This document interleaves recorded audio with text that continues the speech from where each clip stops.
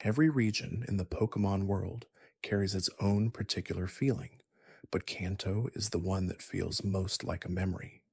It exists somewhere between the familiar and the half forgotten, a place built from simple pixels and quiet melodies that somehow settle deeper into the imagination than anything more elaborate ever could. The 151 creatures that first walked, swam, and drifted through that world weren't just game mechanics or trading card illustrations. They were something stranger and more enduring, carrying within them the quiet weight of a universe only just beginning to understand what it was. And before you drift any further, please consider subscribing to join the Cozy Club for more journey like this, and let me know where you're watching from tonight. Kanto's first 151 Pokemon were not designed with franchise longevity in mind.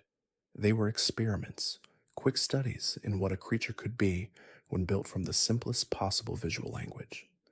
And yet, something in those rough shapes and limited color palettes communicated an enormous range of personality, feeling, and mystery. There are facts woven through their designs and Pokedex entries that most players absorbed without ever consciously noticing. Small truths about a world that was still figuring itself out as it was being built. This is a journey through those facts, those quiet details, those corners of Kanto that most people walked through without fully stopping to look. Bulbasaur carries a seed on its back from the moment it is born, but that seed is not simply sitting there. According to the original Pokedex records, the bulb contains a symbiotic organism that draws on Bulbasaur's life energy while simultaneously providing its host with photosynthetic nourishment. The relationship between Bulbasaur and the plant on its back is not one of parasite and host, but of genuine mutual cooperation. As the creature grows, the bulb grows with it, eventually blooming into the large flower seen on Venusaur. The transformation from seed to sprout to full bloom mirrors something ancient and patient, the kind of growth that does not rush, that does not announce itself, that simply continues regardless of what is happening around it. Early Pokedex entries noted that a Bulbasaur which has absorbed enough sunlight will carry a faint, earthy fragrance, something between damp soil and fresh leaves after rain. That detail is easy to pass over, but it roots the creature in something sensory and real in a way that most game designs avoid entirely. What makes Bulbasaur particularly interesting from a biological standpoint is that its typing, grass, and poison suggests a connection to the plant world that goes beyond simple appearance. Poisonous plants have existed throughout nature for millions of years using chemical compounds as both defense and predatory tool. Bulbasaur's vine whip, its absorbing of light, its eventual mastery of sleep powder, and spore-based attacks, all of these suggest a creature that has co-evolved with its plant companion over an enormous span of time. This is not a creature that was given a plant. This is a creature that has become, in some meaningful biological sense, inseparable from one. Bulbasaur was initially the most commonly chosen starter among Japanese players during the original release of Pokémon Red and Green. There is something intuitive about choosing the creature that grows, that begins with nothing visible and slowly becomes something vast. The bulb on its back is a promise, and Bulbasaur carries that promise with a kind of unassuming steadiness that players found comfortable. By the time Venusaur blooms with a flower large enough to fill a small room with pollen, the choice feels less like a game decision and more like watching something quiet and inevitable reach completion. Charmander's flametail has always been the detail that defines it, but the original game documents describe that flame with more specificity than most players ever encountered. The flame on a Charmander's tail burns continuously from birth and is said to reflect the creature's emotional state with surprising precision. When content, the flame burns with a low, steady warmth.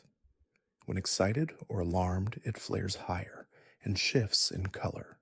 When cold, wet, or deeply distressed, The flame diminishes to something barely visible, and in the original entries it was stated that a Charmander whose flame goes out is a Charmander that has perished.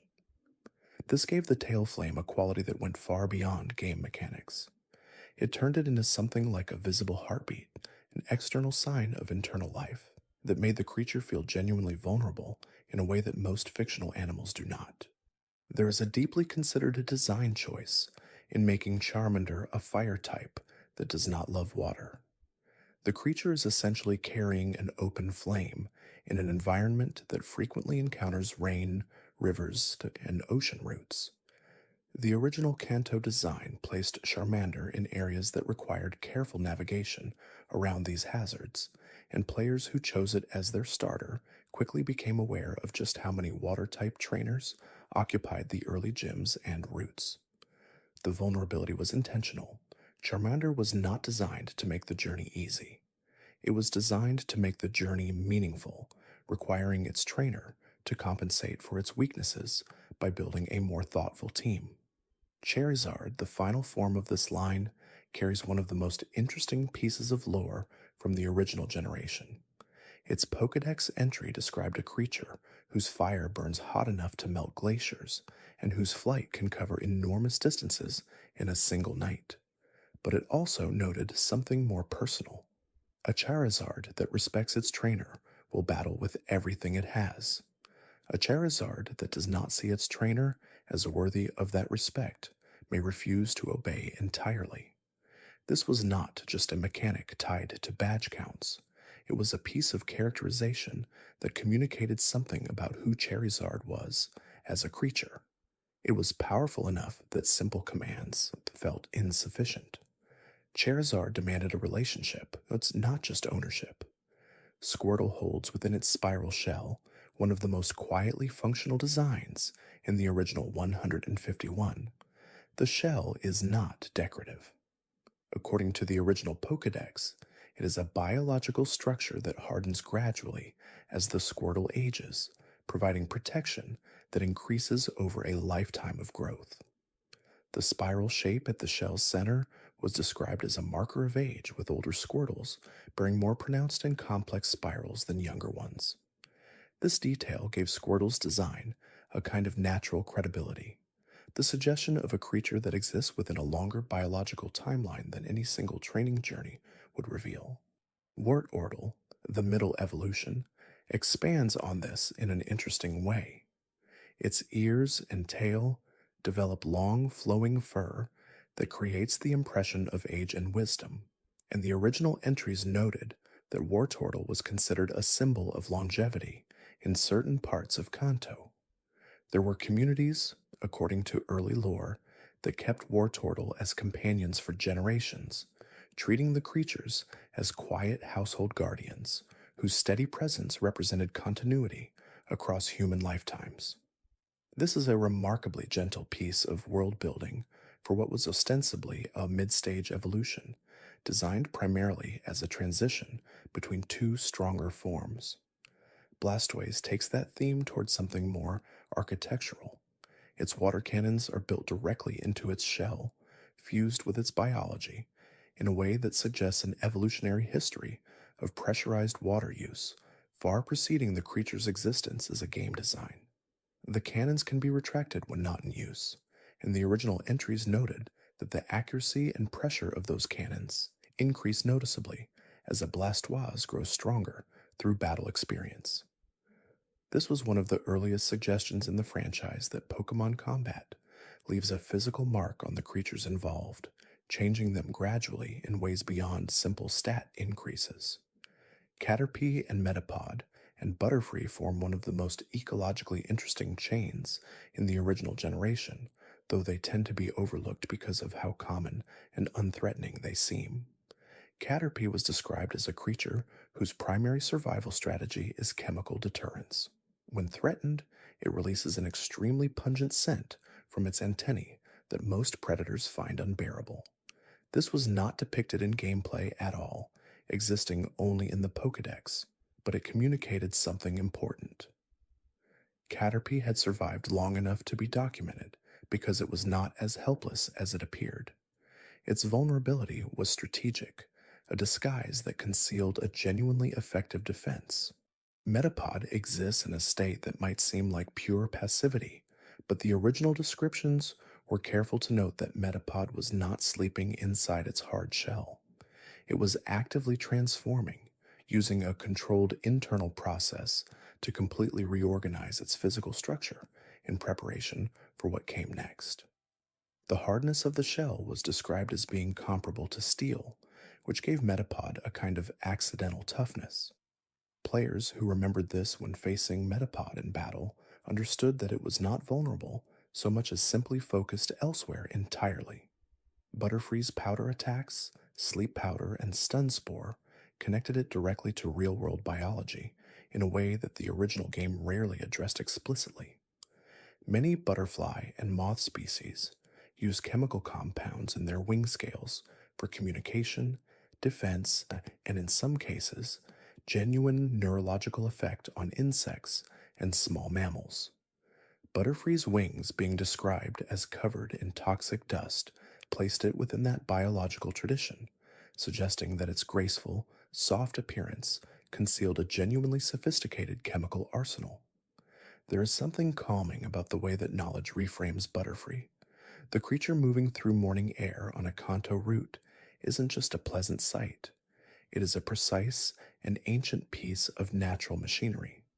Pidgey was described in early Kanto documentation as one of the most docile Pokémon in the region, a creature that preferred to avoid conflict and would bury itself in sand or dirt to escape threats rather than engaging them directly. This detail gave Pidgey a personality entirely separate from its role as the first bird Pokémon most trainers encountered. It was not aggressive. It was not territorial in the way the larger birds like Firo would become. Pidgey was, at its core, a creature that had found a way to survive in a world full of predators by refusing to be interesting to them. Pidgeotto, the second form, shifted this considerably. The original entries described a Pidgeotto with a territorial range covering more land than most trainers traveled in a week, and with a temperament fierce enough to defend that range against Pokémon several times its size. The transition from Pidgey's conflict aversion to Pidgeotto's territorial intensity was one of the earliest examples in the franchise of an evolution line communicating genuine psychological development, not just physical enhancement. The same creature that buried itself in sand to avoid trouble was now actively patrolling the sky above its territory and driving out anything that encroached. Pidgeot, the final form, carried lore suggesting it could generate whirlwinds powerful enough to flatten trees simply by spreading its wings. But perhaps more interesting was the original entry's note about its feathers. The crest of colorful plumage on Pidgeot's head was described as providing camouflage and also as serving a communicative function, with the position and orientation of the feathers conveying information to other members of its flock.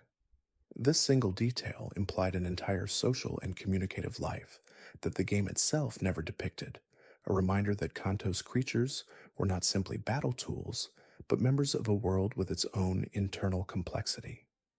Rattata and Raticate occupy an interesting ecological position in Kanto that early players understood mostly through experience. Rattata was described as able to live almost anywhere, requiring very little food or shelter, and multiplying quickly enough that local populations tended to remain stable regardless of how many trainers caught or battled them. This made Rattata one of the most genuinely realistic entries in the original Pokédex. The creature was described with the specificity of a real-world pest species, a small mammal that had succeeded by requiring almost nothing from its environment while still taking everything it needed from it. Raticate expanded on this, with entries that describe the creature's teeth as growing continuously throughout its life, requiring constant gnawing to keep them from growing too large. The original lore noted that Eradicate will chew through almost any material given sufficient motivation, and that buildings near Eradicate territories often showed distinctive marks at their foundations from exactly this behavior. This detail placed Raticate within a world that existed before and after any individual trainer's journey, a world where Pokemon left physical marks on the landscape long before someone arrived with a Pokedex and a handful of Pokeballs. Spearow presented a fascinating contrast to Pidgey in the original game documents. Where Pidgey was gentle and conflict avoidant, Spearow was described as having an extremely short temper and a cry so loud and piercing that it could be heard over enormous distances. The original entries noted that a single Spearow's cry was enough to summon an entire flock to attack whatever had disturbed it, which created the image of a creature that had evolved group aggression as its primary survival strategy. There was safety in that collective ferocity, but it meant that a trainer who startled a single Spearow might quickly find themselves overwhelmed by dozens. Fearow, the evolved form, carried lore suggesting it could remain airborne for an entire day without descending, using air currents to sustain flight without expending significant energy. This was described as a hunting adaptation, allowing Fearow to observe vast territories from altitude and descend with precision when prey was spotted below.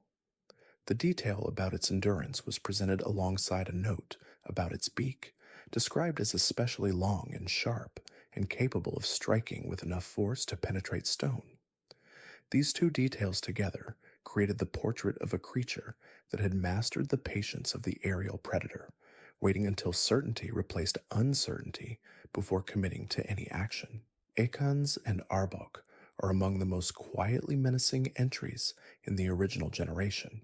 Ekans was described as a creature with flexible enough joints to coil its body in any direction, capable of swallowing prey whole by stretching its jaw to accommodate items considerably larger than its own head. The name Ekans itself is simply the word snake, spelled in reverse, a piece of wordplay that felt appropriate for a creature whose primary quality was an almost casual inversion of expectations. It looked harmless, it was not harmless. Arbok's hood pattern was one of the most distinctive details in the original documentation.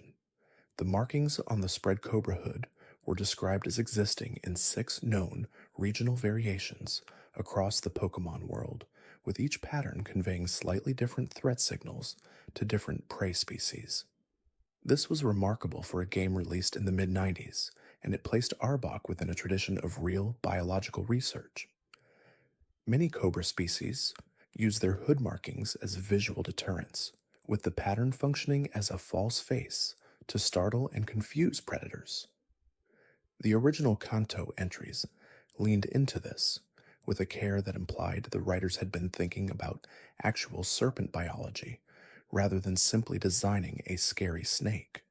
Pikachu's origin is more complicated and more deliberate than its cheerful design suggests.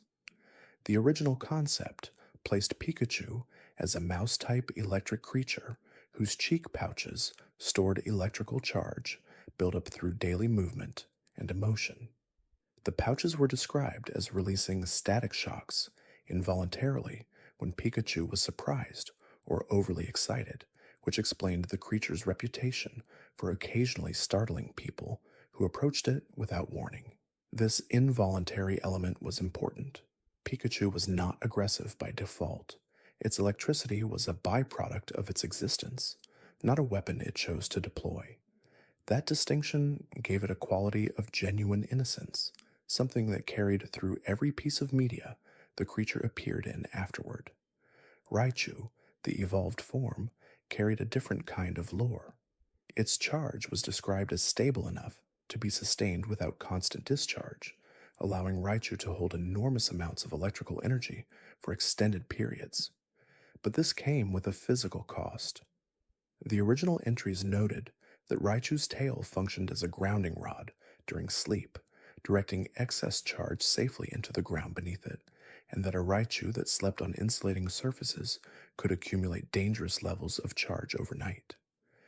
This gave Raichu a specific and slightly melancholy quality, a creature whose power required constant management and careful choice of resting place, something that made its evolution from the carefree Pikachu feel like a genuine shift in the experience of being the creature. Pikachu's relationship with Ash Ketchum in the original animated series was built on that same distinction between involuntary and chosen behavior. The Pikachu who refused to enter its Pokeball, who shocked Ash repeatedly in the earliest episodes, was not being malicious. It was being honest about its discomfort with a situation it had not chosen.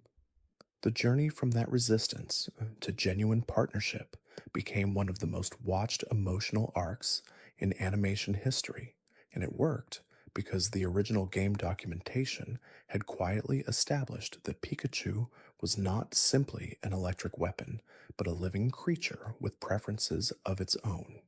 Sandshrew was described in early documentation as a creature whose hard, triangular scales provided defense superior to steel in terms of resistance to cutting or piercing damage.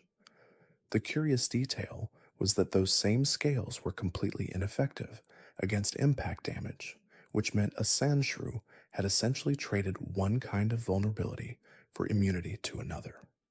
The creature was designed around this trade off in a way that felt biologically considered. Its instinctive defensive response was to curl into a ball, presenting only the hardest surface to any threat, which transformed the creature from a vulnerable mammal into something more like a mobile barrier. The curled position was also used for rapid downhill movement in sandy terrain, giving the defensive posture an unexpected secondary function.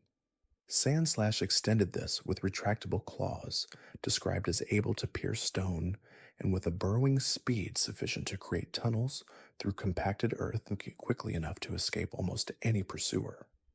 The original entries noted that Sandslash nested underground in complex burrow systems, and that the tunnels it created over a lifetime could become quite extensive, connecting different parts of a territory in ways that gave the creature multiple escape routes from any position on the surface. This gave Sandslash a relationship to space and landscape that was primarily invisible to anyone standing above it, a reminder that the ground beneath Kanto's roots was its own kind of world. Nidoran female and Nidoran male were the first Pokémon in the original generation to explicitly represent biological sex as a design element rather than simply a mechanic applied to all species equally. Nidoran female was described as less aggressive than its male counterpart, but more alert to changes in its environment, with hearing described as sensitive enough to detect the approach of threats from considerable distances. The original entries characterized Nidoran female's horn as less visible than the male's, but no less toxic, with a venom concentration described as potentially lethal in sufficient quantity. Nidorina and Nidoqueen extended this contrast. Nidoqueen was described as a protector, a creature whose bulk and force were oriented primarily toward defending its young and its territory rather than toward aggressive expansion. This gave Nidoqueen a very specific emotional texture, the power of a guardian rather than a conqueror. Its scales, described as extremely hard and capable of protecting against almost any attack, suggested a creature that had spent its evolutionary history developing the armor of something worth protecting rather than something threatening. Nidorino and Nidoking carried a different quality. Nidoking's tail was described as powerful enough to topple a building with a single swing, and the original entries noted a temperament that leaned toward aggression when challenged, particularly in defensive territory. But they also described the relationship between Nidoking and the Nidoqueen it bonded with as genuinely cooperative, with the two sharing territorial responsibilities in a way that made the pair more effective together than either would be alone. This quiet note about partnerships was easy to miss in the early Pokédex entries, but it gave both forms a completeness that felt appropriate for creatures whose entire design was built around the theme of complementary difference. Clefairy was described in the original documentation as a Pokémon whose origins were among the most mysterious in the Kanto region. The Mont Moon area where Clefairy was encountered was surrounded by lore about meteor impacts and strange atmospheric disturbances, and the original entries noted that Clefairy gathered on nights with full moons to perform dances whose purpose was not fully understood by human researchers. The moonstone, used to evolve Clefairy into Clefable, was described as a fragment of material that resonated uniquely with Clefairy's biology, triggering a transformation that ordinary aging never produced. This made the moonstone something more than a game item. It made it a piece of a larger mystery about where Clefairy came from and what its connection to the sky actually meant. Clefable, the evolved form, was described as rarely seen, moving on quiet feet that made no sound on any surface and possessing ears sensitive enough to hear sounds from several miles away. The original entries characterized Clefable as extremely shy despite its size, preferring to stay in remote, elevated areas and retreating from human contact whenever possible. This created an interesting design tension. Clefairy was one of the most approachable and friendly creatures in Kanto, frequently sought out by trainers. Clefable was its evolution, but had become something more private, something that preferred its own company to any relationship with the humans who had been drawn to its pre-evolved form. Vulpix carried lore about fire that was more nuanced than most players encountered. The original entries noted that Vulpix was born with a single white tail, and that the 6 distinctive orange tails of the adult form developed over time through a process of gradual splitting. Each tail represented a layer of accumulated heat, and the whole collection was described as warm enough to be used as a bed by humans or other small Pokémon on cold nights. This gave Vulpix a domestic quality that most fire types lacked entirely. It was not a creature that was dangerous to be near. It was a creature whose fire was the kind you wanted to sleep beside. Ninetales extended this with some of the most distinctive lore in the original generation. The 9 tails were described as individually imbued with a mysterious power, and the original entries carried a specific warning. A person who touched any of Ninetales' tails without its permission would be cursed for 1,000 years. This was stated as established fact in the Pokédex rather than legend, which gave it an entirely different weight. The original game developers were pulling from Japanese fox mythology in ways that went considerably deeper than surface design. The kitsune, the fox spirit of Japanese folklore, was often described as accumulating tails as a marker of age and power, with the 9-tailed fox being the most powerful and most dangerous form. Ninetales drew directly from that tradition, and the 1,000-year curse detail connected the creature directly to stories that had existed in Japanese culture for centuries before Pokémon was conceived. Jigglypuff's most interesting quality was not its singing, though the singing was certainly remarkable enough. A Jigglypuff's song was described as tuned to the exact brain frequency that induces sleep in most species, which made its lullaby not a coincidence, but a precise biological adaptation. The creature did not simply produce pleasant sounds. It produced a specific neurological stimulus calibrated to bypass conscious resistance and pull the listener directly into unconsciousness. What made this detail fascinating was the secondary implication.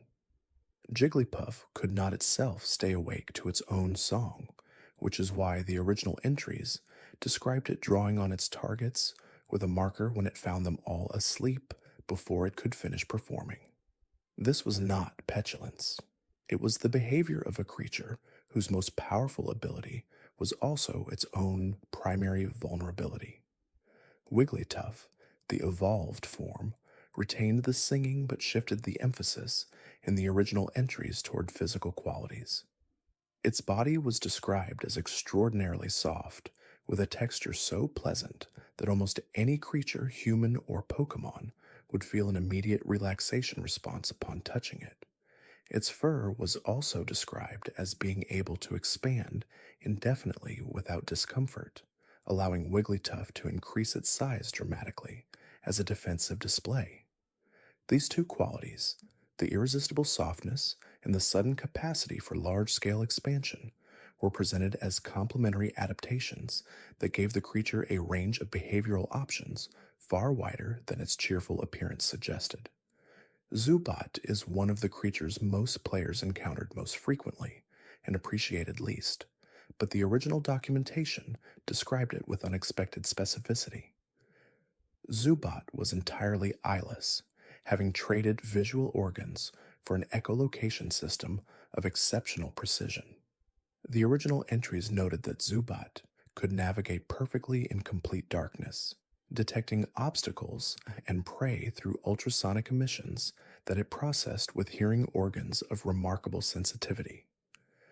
The reason Zubat was encountered so frequently in caves was not random encounter rate alone. The caves of Kanto were described as Zubat habitat specifically because the enclosed, dark environment was ideal for echolocation based navigation, giving Zubat a significant advantage over any sighted predator that might otherwise threaten it. Golbat expanded on this, with entries noting that its drinking behavior was more aggressive than Zubat's, targeting sleeping Pokémon or creatures that could not escape quickly enough. The large mouth was described as capable of consuming an enormous volume of blood in a single feeding, to the point that Golbat sometimes became too heavy to fly after a successful hunt. This detail was genuinely unsettling in a way that most Kanto designs avoided, and it placed Golbat firmly within the tradition of vampire mythology that was clearly its design inspiration. The creature was not simply a nuisance encountered in dark corridors. It was something that had evolved specifically to feed on the life of other creatures while they could not defend themselves. Oddish carried one of the most quietly interesting backstories in the original Pokédex. The original entries described Oddish as a creature that had evolved to absorb moonlight through its leaves during nighttime wandering, with the moonlight functioning as its primary energy source, in the same way sunlight functioned for most plant-based Pokémon. During the day, Oddish buried itself in soil to absorb nutrients directly from the ground, emerging only after sunset. This gave Oddish a nocturnal quality that contrasted with almost every other grass-type creature in the region, creating a small pocket of botanical mystery in what might otherwise have been a straightforward leaf creature. Gloom was described with entries that emphasized its scent, specifically noting that the honey dripping from its flower was described as attracting insects from over a mile away. But the scent of the creature itself was noted as extremely unpleasant to almost all species, a combination that created a peculiar ecological situation. Gloom attracted pollinators while simultaneously repelling any creature that might otherwise consider eating it. This was a real ecological strategy, sometimes called olfactory deception in botanical research, where a plant's scent serves dual purposes of attraction and deterrence simultaneously. The writers had clearly been thinking about actual plant biology when designing Gloom's entry. Vileplume carried the unusual detail of having the largest petals of any known botanical Pokémon, described as so large that young children occasionally became lost beneath them. The pollen released by those petals was described as extremely toxic and as capable of causing paralysis in any creature that breathed sufficient quantities of it. The image of a Vileplume wandering through tall grass, dispersing clouds of incapacitating pollen with every movement, gave the creature a passive danger that differed entirely from the active aggression of most threatening Pokémon. It was not hunting. It was simply existing, and its existence was consequential to everything near it. Paris and Parasect represent one of the most genuinely unsettling ecological relationships in the original generation, though the game itself never explicitly framed it that way. The mushrooms growing on Paris's back were not simply a design element. The original entries noted that the mushrooms were a separate organism entirely, using the Paris as a host and gradually taking greater control of the creature's behavior as both entities matured. By the time Paris evolved into Parasect, the mushroom was described as having grown large enough to cover most of the host's body, and the behavior of the evolved creature was attributed entirely to the mushroom rather than to the original insect. Parasect's eyes, described as white and vacant, were presented as evidence that the original Paris's consciousness had been effectively replaced. This description was drawing directly from real parasitic biology. Several species of fungi in the natural world, most notably Ophiocordyceps, infect insects and gradually alter their behavior to serve the fungus's reproductive needs. The ant fungus relationship, in particular, where the fungus drives infected ants to climb plants before consuming them from the inside, was documented enough by the mid 90s that the designers may have been aware of it. Whether intentional or not, Parasec's design captured that relationship with remarkable accuracy, creating a creature whose horror was entirely biological and whose menace was quiet enough that most young players never noticed it at all. Venonat and Venomoth occupied an interesting niche in the original Kanto ecology. Venonat was described as a compound-eyed insect whose vision extended into ranges invisible to humans, allowing it to detect motion in near total darkness. The radar quality of those large eyes gave Venonat a technical precision that its fuzzy, soft appearance entirely concealed. The original entries described the compound eyes as reflecting light like mirrors, which created the distinctive glow visible when Venonat were encountered in dark areas of Kanto. Venomoth's wing scales carried dust, described as capable of causing different effects depending on the color of the scale that touched the target. Darker scales induced sleep, lighter scales caused paralysis, and the variation between individuals meant that encountering a Venomoth was always a slightly different experience depending on which specific creature was present. This detail about scale color and its pharmacological effects was remarkably specific, suggesting a creature whose wings were essentially a complex natural pharmacy capable of producing multiple different biochemical outcomes. Diglett was perhaps the single most mysterious creature in the original generation from a biological standpoint. The original Pokédex entries acknowledge something unusual. Despite the enormous number of Diglett encountered across Kanto and the extensive documentation of the species, no human researcher had ever successfully observed the portion of Diglett's body located underground. The entries describe the visible portion of the creature as its head and face, but what lay beneath the soil was described as entirely unknown. This was presented not as a mystery to be solved, but as a settled observation, a fact about Kanto's world that researchers had simply accepted. The creature went about its existence partially visible and partially not, and the part of it that mattered most was the part no one had ever seen. Dugtrio, the evolved form, added to this by presenting three Diglett-shaped entities emerging from the ground together, described as triplets that were born simultaneously and had never separated. Whether the three bodies shared a single nervous system or represented three distinct organisms that had coordinated their movement since birth was not addressed in the original entries. The mystery was allowed to remain, and that allowance communicated something about Kanto's relationship to the creatures that lived in it. Not everything was explained, not everything needed to be. Meowth carried lore that placed it at the intersection of feline biology and cultural mythology in an interesting way. The original entries described the coin on Meowth's forehead as capable of reflecting ambient light, even in darkness, which gave the creature a ghostly glow quality that explains several pieces of older Kanto folklore about mysterious glowing eyes in the night. The coin was also described as a source of particular pride to individual Meowth, with the creatures polishing it regularly and becoming extremely distressed when the coin was damaged or obscured. Persian extended this with entries describing it as a creature kept by wealthy individuals across Kanto as a status symbol.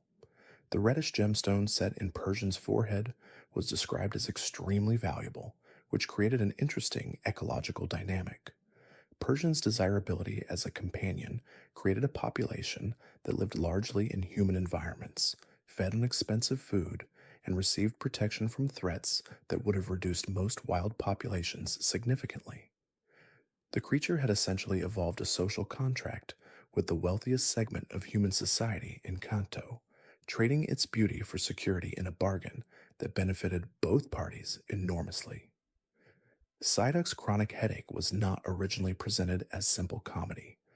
The original documentation described Psyduck as a creature in a state of constant, low level distress caused by the psychic abilities building inside its skull, pressing against the boundaries of what its biology had developed to contain. The headache was a symptom of power that had outgrown its container, and when the pain reached a critical threshold, those abilities became accessible in an uncontrolled burst. This created the somewhat tragic portrait of a creature whose greatest strength was accessible only at the moment of its greatest suffering.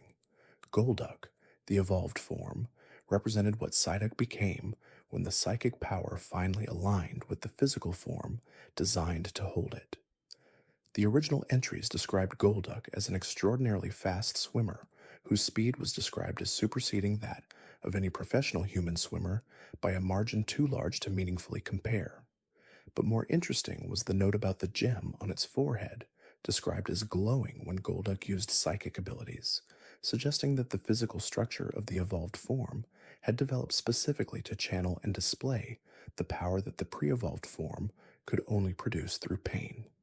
Golduck was what Psyduck had been working toward all along, a form built for the abilities that had been waiting inside. Mankey and Primeape carried lore about anger that was presented with genuine specificity, rather than simply as a game mechanic.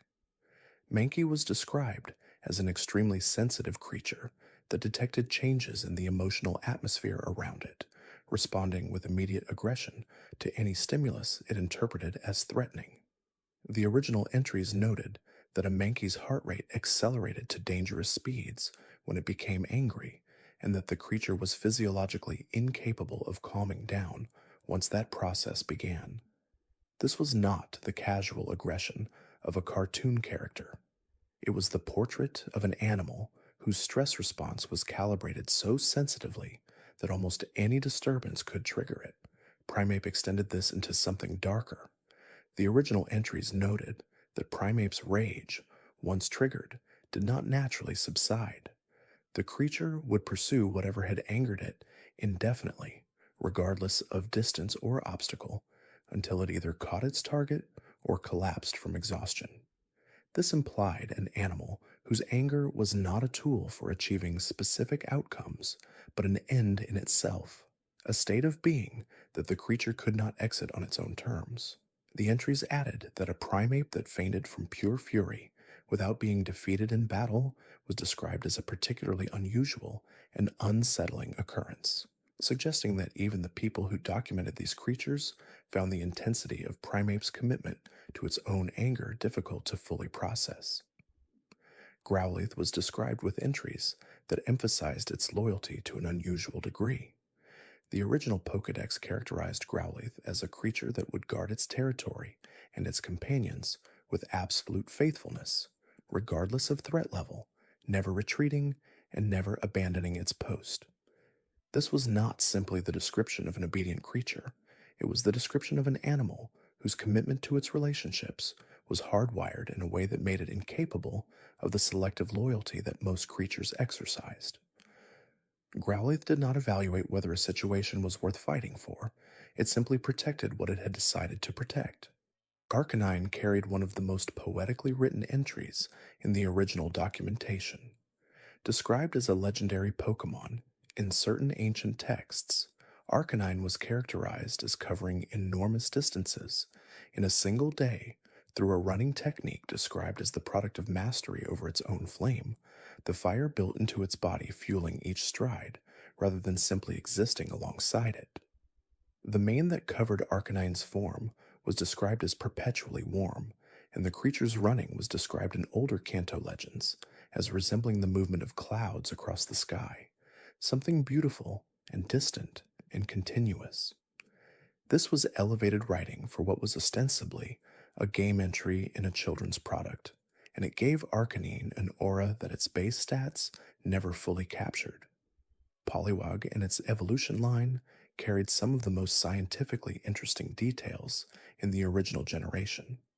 Pollywog's translucent skin revealing the spiral of its visible internal organs was described as a biological feature specific to the creature's developmental stage, with the internal organs becoming less visible as Pollywog evolved into Poliwhirl.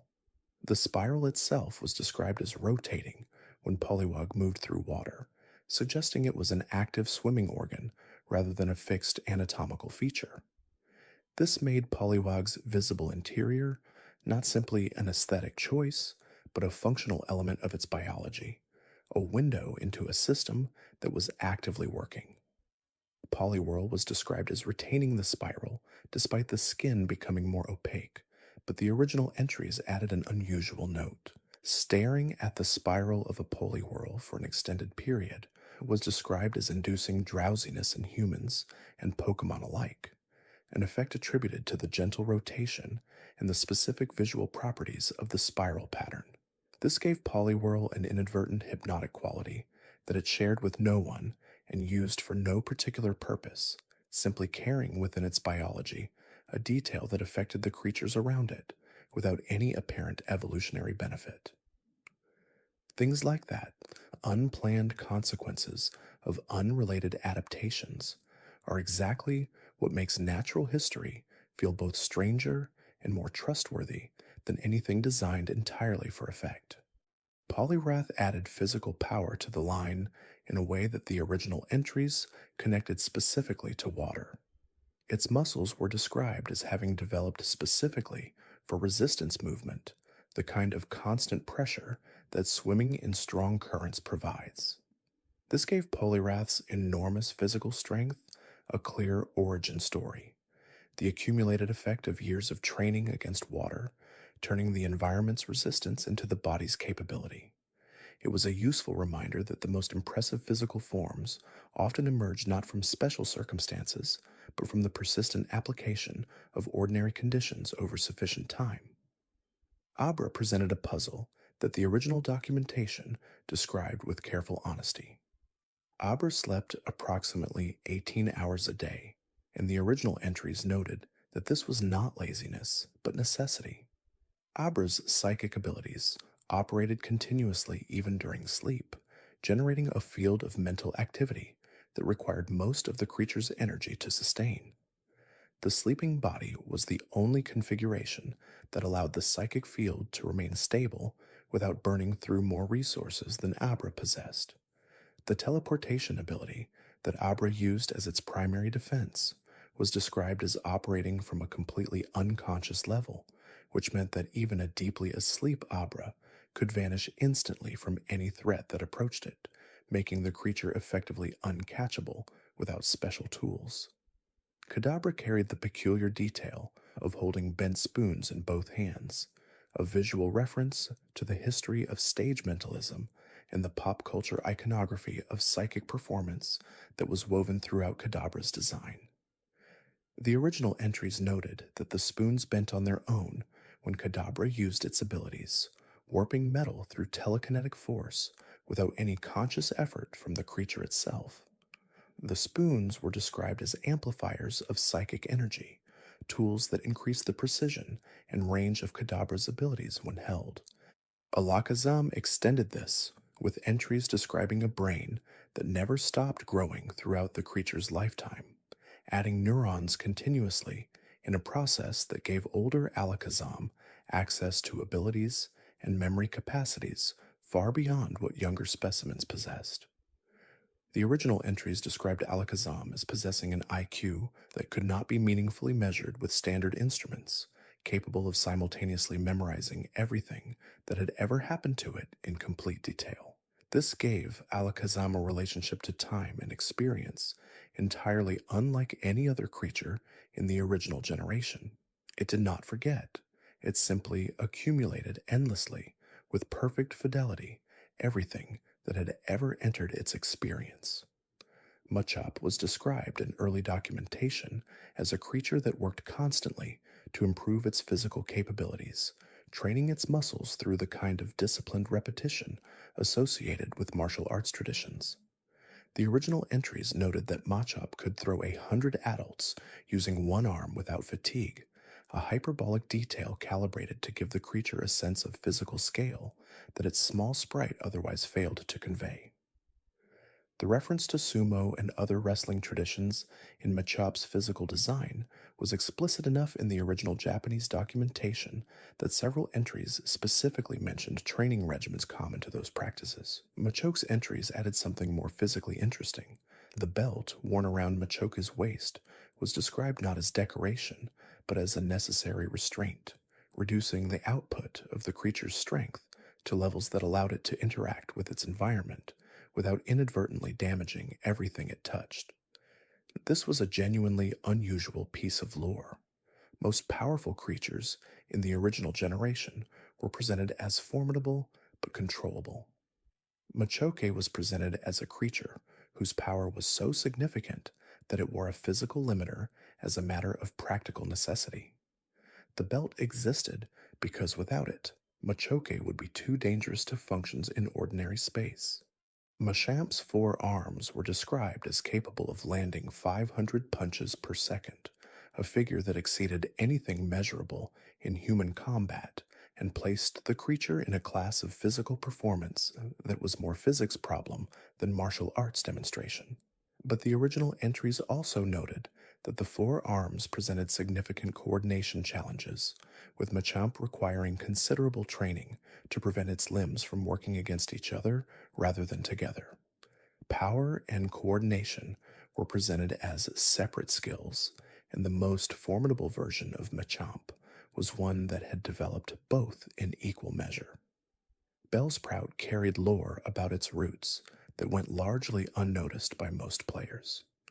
The original entries described its root-like feet as capable of burrowing into soil with enough force and speed to anchor the creature against wind strong enough to uproot trees. This defensive capability was paired with a remarkable mobility in standard conditions, with Bellsprout described as able to move through any terrain by flowing around obstacles rather than confronting them, its flexible stem allowing it to navigate spaces too narrow for more rigidly structured creatures. Weepinbell was described as swallowing prey by dissolving them in its digestive acid before absorption, a process described in the original entries with enough biological specificity that it was clearly drawing from real carnivorous plant biology. The acid was described as strong enough to digest most materials, and the original entries noted that Weepinbell sometimes accidentally digested leaves and small branches that were not prey, suggesting an omnivorous opportunism rather than precise selective hunting. Victorybell combined these qualities into something the original entries described in a way that made clear the creature was genuinely dangerous to approach in the wild. The nectar at the bottom of its pitcher was described as so sweet that prey was attracted from considerable distances, and the digestive acid waiting beneath it was described as strong enough to dissolve bone. The original entries carried a specific warning that Victreebel in the wild had occasionally attempted to consume humans who wandered into their territory, treating them with the same opportunistic hunger they applied to any other material that found its way into their reach. Tentacool and Tentacruel carried lore that placed them as some of the most ecologically significant creatures in Kanto's ocean routes. Tentacool's transparent body was described as being composed largely of water, with the creature being able to survive out of the ocean environment for only very limited periods before becoming distressed. The 60 tentacles of Tentacruel were described as capable of extending to lengths of many meters when the creature spread them fully, creating an effective capture radius that made the evolved form genuinely formidable in open water. The original entries noted that tentacruel populations had occasionally grown large enough to damage fishing operations, suggesting a creature whose ecological success created genuine tension with human activity in coastal Kanto. Geodude was described as so common in mountainous areas that trainers hiking through rocky terrain often had difficulty distinguishing the creatures from the stones around them. This camouflage was not active concealment, but passive similarity, with Geodude's rocky exterior matching the local geology closely enough that the distinction between creature and environment became genuinely uncertain. The original entries noted that stepping on a geodude by accident was a common occurrence, and that the creature's response to this was predictably immediate and forceful.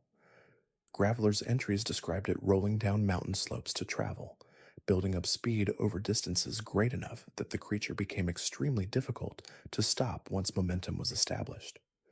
The rolling behavior was described as both a travel technique and a combat strategy, with Graveler capable of accelerating to speeds that made any collision with it structurally significant for most objects in its path. Golem was described in original entries as shedding its outer shell annually, in a process that revealed a new, slightly larger shell beneath. The shed shells were described as extremely hard and useful as building materials in parts of Kanto where stone was scarce, creating an interesting ecological relationship between human construction and the natural biological cycle of a Pokémon that most people thought of primarily as a battle asset. Ponyta carried one of the most visually distinctive descriptions in the original generation. Its mane and tail were described as flames hot enough to sear anything combustible on contact, but the original entries included the specific detail that Ponyta's hooves could carry a rider without burning them if the rider had been deemed worthy. This qualification, the creature's own judgment about who could approach its fire safely, gave Ponyta a quality of agency that most mount animals in fiction do not possess. The creature did not simply carry anyone who climbed on it. It permitted those it chose to trust. Rapidash's speed was described in early entries as reaching 150 miles per hour at full gallop, with the creature's flame mane becoming almost entirely luminous at those speeds, transforming the running Rapidash into something that from a distance resembled a moving light in the landscape rather than an animal. This visual quality had given Rapidash a presence in Kanto folklore as an omen of speed and change, something seen at the edge of firelight before it vanished entirely. Slowpoke was perhaps the most gently described creature in the original generation, its entries characterized by a quality of peaceful, unhurried observation that felt unlike anything else in the Pokédex. The original documentation noted that Slowpoke was essentially immune to pain and distress, not because it lacked the relevant sensory equipment, but because its nervous system transmitted signals so slowly that by the time information from the body reached the brain, the situation that had caused it had typically already resolved. This made Slowpoke uniquely positioned among Kanto creatures. It was not unaffected by the world. It was simply always several moments behind it. The shelter that bit Slowpoke's tail to create Slowbro was described in the original entries as having its own distinct consciousness that remained separate from Slowbro's, creating one of the most unusual evolutionary forms in the original generation. Slowbro existed as a genuine partnership between two organisms that had chosen, or at minimum accepted, permanent attachment. The shelter's toxin was described as traveling up through Slowbro's tail and stimulating the brain in ways that dramatically improved the creature's cognitive function, transforming the famously slow-witted Slowpoke into something considerably sharper. Whatever Slowbro was, it was more than either of its component organisms had been independently. Magnamit was described in early documentation as a creature with a body composed primarily of steel and magnetic material, capable of levitating through control of the magnetic field it generated. The original entries noted that large groups of Magnemite sometimes interfered with electronic equipment in populated areas, disrupting television broadcasts and radio signals in ways that led to them being considered nuisances by communities located near their territories. The screws, visible on their bodies, were described as part of their physical structure rather than manufactured attachments, suggesting that the creature had evolved its metal components through biological processes that remained poorly understood. Magneton, formed from 3 Magnemite fusing, was described in the original entries as generating an electromagnetic field strong enough to raise the temperature in its immediate vicinity and interfere with the operation of electronic devices for considerable distances. The three bodies were described as having merged completely at both the physical and cognitive level, creating a single organism that was genuinely different from three coordinating individuals. This was one of the first examples in the franchise of evolution through combination rather than through growth, and it raised interesting questions about identity and continuity that the original game documentation was content to leave unanswered. Farfetch'd was described in the original entries as a creature approaching rarity because humans had hunted it extensively for food, considering it especially delicious when prepared alongside the leek it always carried. The original Japanese entries were explicit about this context, noting that Farfetch'd had been hunted close to extinction in certain parts of the Pokémon world. The leek was described as a weapon the creature wielded with surprising skill in battle, but also as a food source it carried for its own consumption, making Farfetch'd one of the few creatures in the original generation described as gathering and carrying provisions. This piece of lore communicated something about the relationship between humans and Pokemon in Kanto that most entries avoided. The world where trainers and Pokemon formed partnerships and competed in battles was also a world where some species were hunted and eaten, where the boundary between companion and resource was defined partly by circumstance and partly by cultural practice.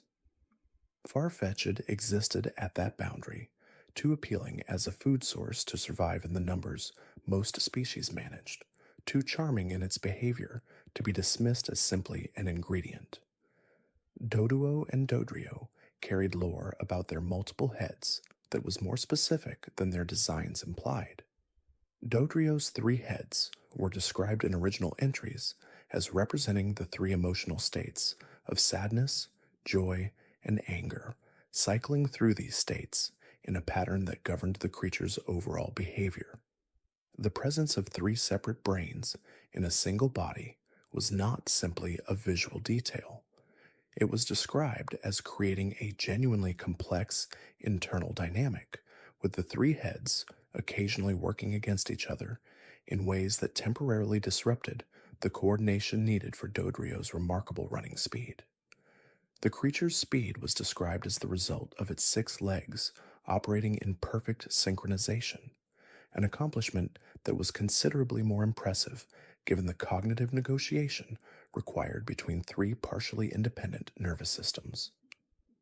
Seal and dugong occupied the cold water roots of Kanto with a kind of peaceful presence that the original documentation supported with specific biological detail. Seal was described as thriving in cold environments that would incapacitate most other species, with a layer of insulating fat and a body temperature regulation system that allowed it to remain active in near freezing water indefinitely. The hard, prominent horn on its head was described as used for breaking through ice from below, a necessary adaptation for a creature that spent extended periods under frozen surfaces.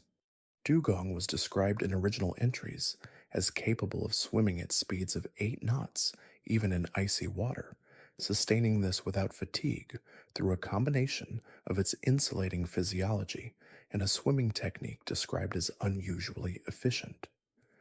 The original entries noted that Dugong slept on ice rather than in water, suggesting a creature that despite its aquatic adaptations, maintained a connection to solid surfaces for rest.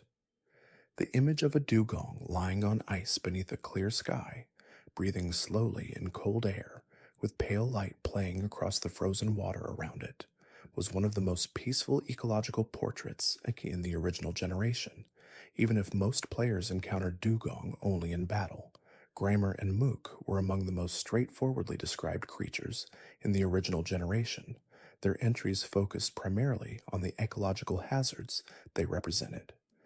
Grimer was described as a creature formed from the toxic sludge of polluted water sources, with its body being composed of material that poisoned whatever it touched.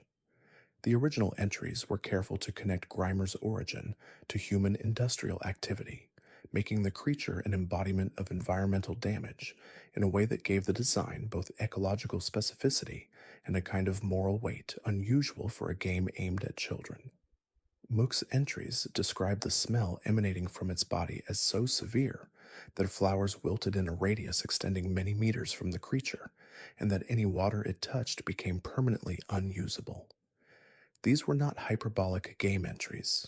They were straightforward descriptions of a creature that was genuinely harmful to its environment simply by existing within it. There was something quietly honest about presenting a creature so openly as a walking ecological disaster, refusing to soften the design into something more palatable. Shelter and Cloister carried a design contrast that the original entries handled with interesting specificity. Shelter was described as having a tongue it used to filter nutrients from seawater, with the interior of its shell providing almost perfect protection against attack due to the incredible hardness of the material. The original entries noted that the inside of Shelter's shell was far harder than the outside, which created the somewhat counterintuitive image of a creature whose defense was most effective when its most vulnerable surfaces were most exposed. Cloister was described as almost indestructible once closed, with an interior reported as too hard to crack by any known force. The spikes surrounding its shell were described as extremely sharp and as releasing a potent toxin on contact. What made Cloister particularly interesting was the original entry's note that the interior of the shell had never been observed, that even researchers who had kept Cloister in controlled environments for extended periods had never seen one open its shell except in battle. This created a creature with a genuinely private interior, something that carried its own mystery within its architecture. Ghastly and its evolution line carried some of the richest lore in the original generation. Ghastly was described as a creature existing primarily as poisonous gas held together by a faint spectral field, with a body so insubstantial that strong winds could disperse it. The original entries noted that Ghastly had been responsible for putting large animals to sleep through the toxins in its gaseous body, and that the creature was attracted to the life energy of sleeping beings, which created an appropriately unsettling ecological niche. Haunter carried entries that leaned more explicitly into the tradition of Japanese ghost mythology. A lick from Haunter's tongue was described as capable of inducing a cold shiver that drained the target's life energy, and the original entries noted that this effect built over multiple contacts, making a series of encounters with the same Haunter progressively more dangerous. The detached hands visible in Haunter's design were described as moving independently of the main body and as capable of inducing shivering and numbness with their touch. Jengar, the evolved form, represented the culmination of this line in original entries that described it as a creature born from the shadow of a human, capable of generating a sudden drop in temperature that signaled its presence before it became visible. The original documentation included a specific note that a person who felt an inexplicable chill on an otherwise warm night might be standing in the shadow of a Gengar that had chosen to follow them. This was ghost story writing presented as scientific taxonomy, and it demonstrated what the original generation's writers were capable of when they decided to fully commit to a creature's thematic territory. Onyx carried lore that placed it as one of the most geologically significant creatures in the Kanto region. The original entries described Onyx as boring tunnels through underground rock as it traveled, creating an extensive network of passages that geological researchers had occasionally confused with natural cave formations. The speed at which Onyx moved underground was described as exceptional for such a massive creature, with the gyroscope-like organ in its head described as providing directional orientation in total darkness. The magnetic organ also appeared in Onyx's description, used it to sense the composition of rock and find the most efficient path through it. The size of a fully mature onyx, described in original entries as reaching lengths of 28 feet or more, gave the creature a scale that made its underground lifestyle particularly impressive to consider.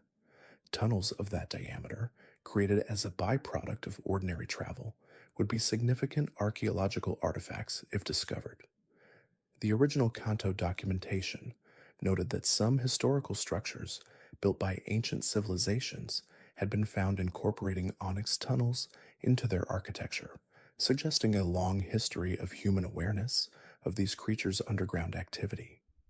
Drowsy was described in original entries as one of the oldest Pokémon types in the Kanto region, with lore suggesting that hypnotism based creatures like Drowsy had existed alongside humans long enough to appear in ancient artwork.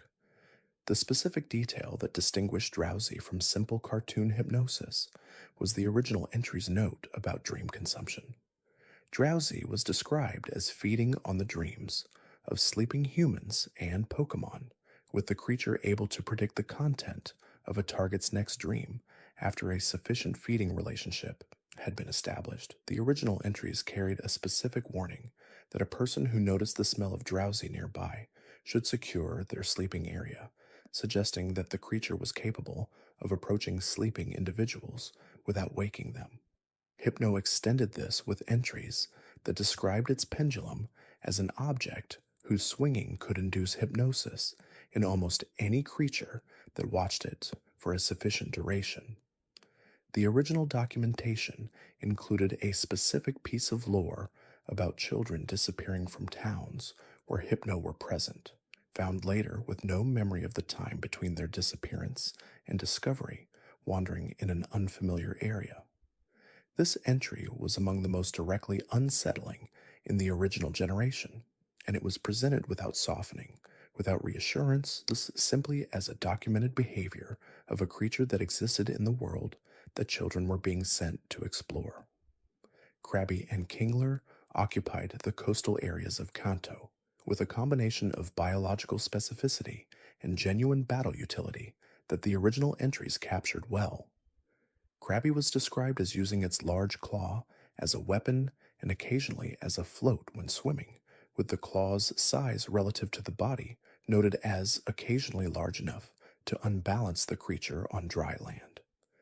This gave Krabby a slightly awkward terrestrial quality that its aquatic movements entirely lacked, creating the portrait of a creature perfectly adapted to one environment and somewhat provisional in another. Kingler's claw was described in original entries as capable of exerting a grip pressure of 10,000 horsepower, a figure presented as so extreme that the claw was functionally useless in certain contexts because it destroyed whatever it grasped before any other interaction was possible. The original entries characterized this as the primary limitation of Kingler's design, suggesting a creature whose most powerful feature was too powerful for delicate application, useful primarily in situations where destruction was the goal. Voltorb was described in original entries as resembling a Pokeball closely enough that trainers regularly confused the two, with Voltorb's tendency to roll toward approaching humans making the confusion both understandable and dangerous.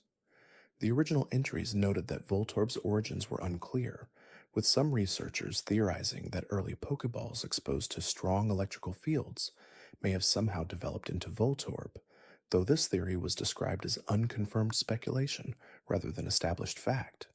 The ambiguity was left in the original entries deliberately, giving Voltorb a mystery about its own existence that connected it to the broader mystery of how life arose in a world where the boundary between organic and manufactured was considerably less clear than in the natural world.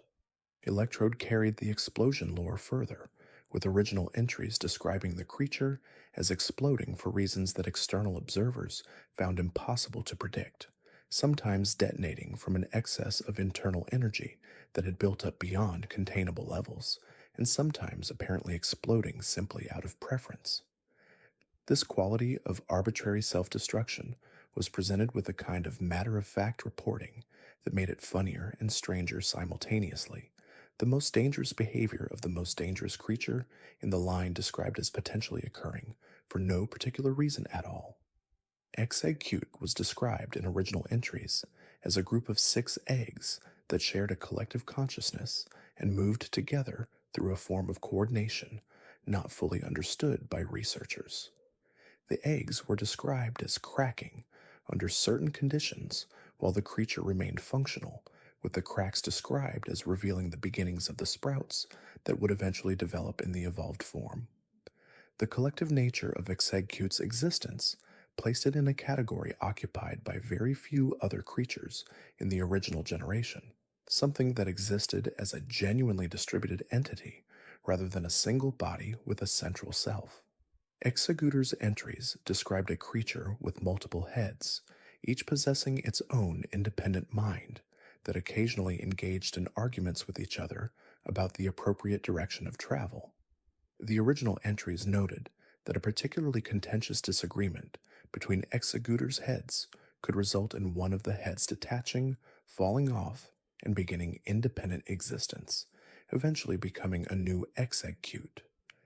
This detail, quietly extraordinary in its biological implications, was presented in the original Pokédex with the same tone as any other ordinary biological observation, suggesting that the Kanto researchers who documented these creatures had developed a remarkable equanimity about the more unusual aspects of the world they were studying. Cubon's lore was among the most emotionally resonant in the original generation, and it was delivered entirely through biology rather than narrative. Cubone was described as a creature that wore the skull of its deceased mother on its head, hiding the face beneath from anyone who might encounter it. The original entries noted that on nights when the moon was full, Kubone's cries could be heard echoing across the Kanto roots, and that those cries were described as a sound of grief directed at the moon because of the resemblance between the full moon and the face of the mother it had lost. These entries were not explaining a game mechanic. They were creating the portrait of a creature that carried its loss as a literal part of its anatomy, wearing what it had lost as the first thing anyone saw when they encountered it. Marowak extended this in a way that gave the grief somewhere to go. The original entries described Marowak as having channeled its sorrow into the bone it wielded as a weapon, developing the skill and force to fight effectively from a base of pure emotional motivation. The throwing technique described in Marowak's entries, capable of bouncing the bone off multiple targets at angles too complex for ordinary perception, suggested a creature that had turned its sadness into something technical and purposeful, transforming grief into expertise through the simple mechanism of practicing long enough that the practice itself became identity.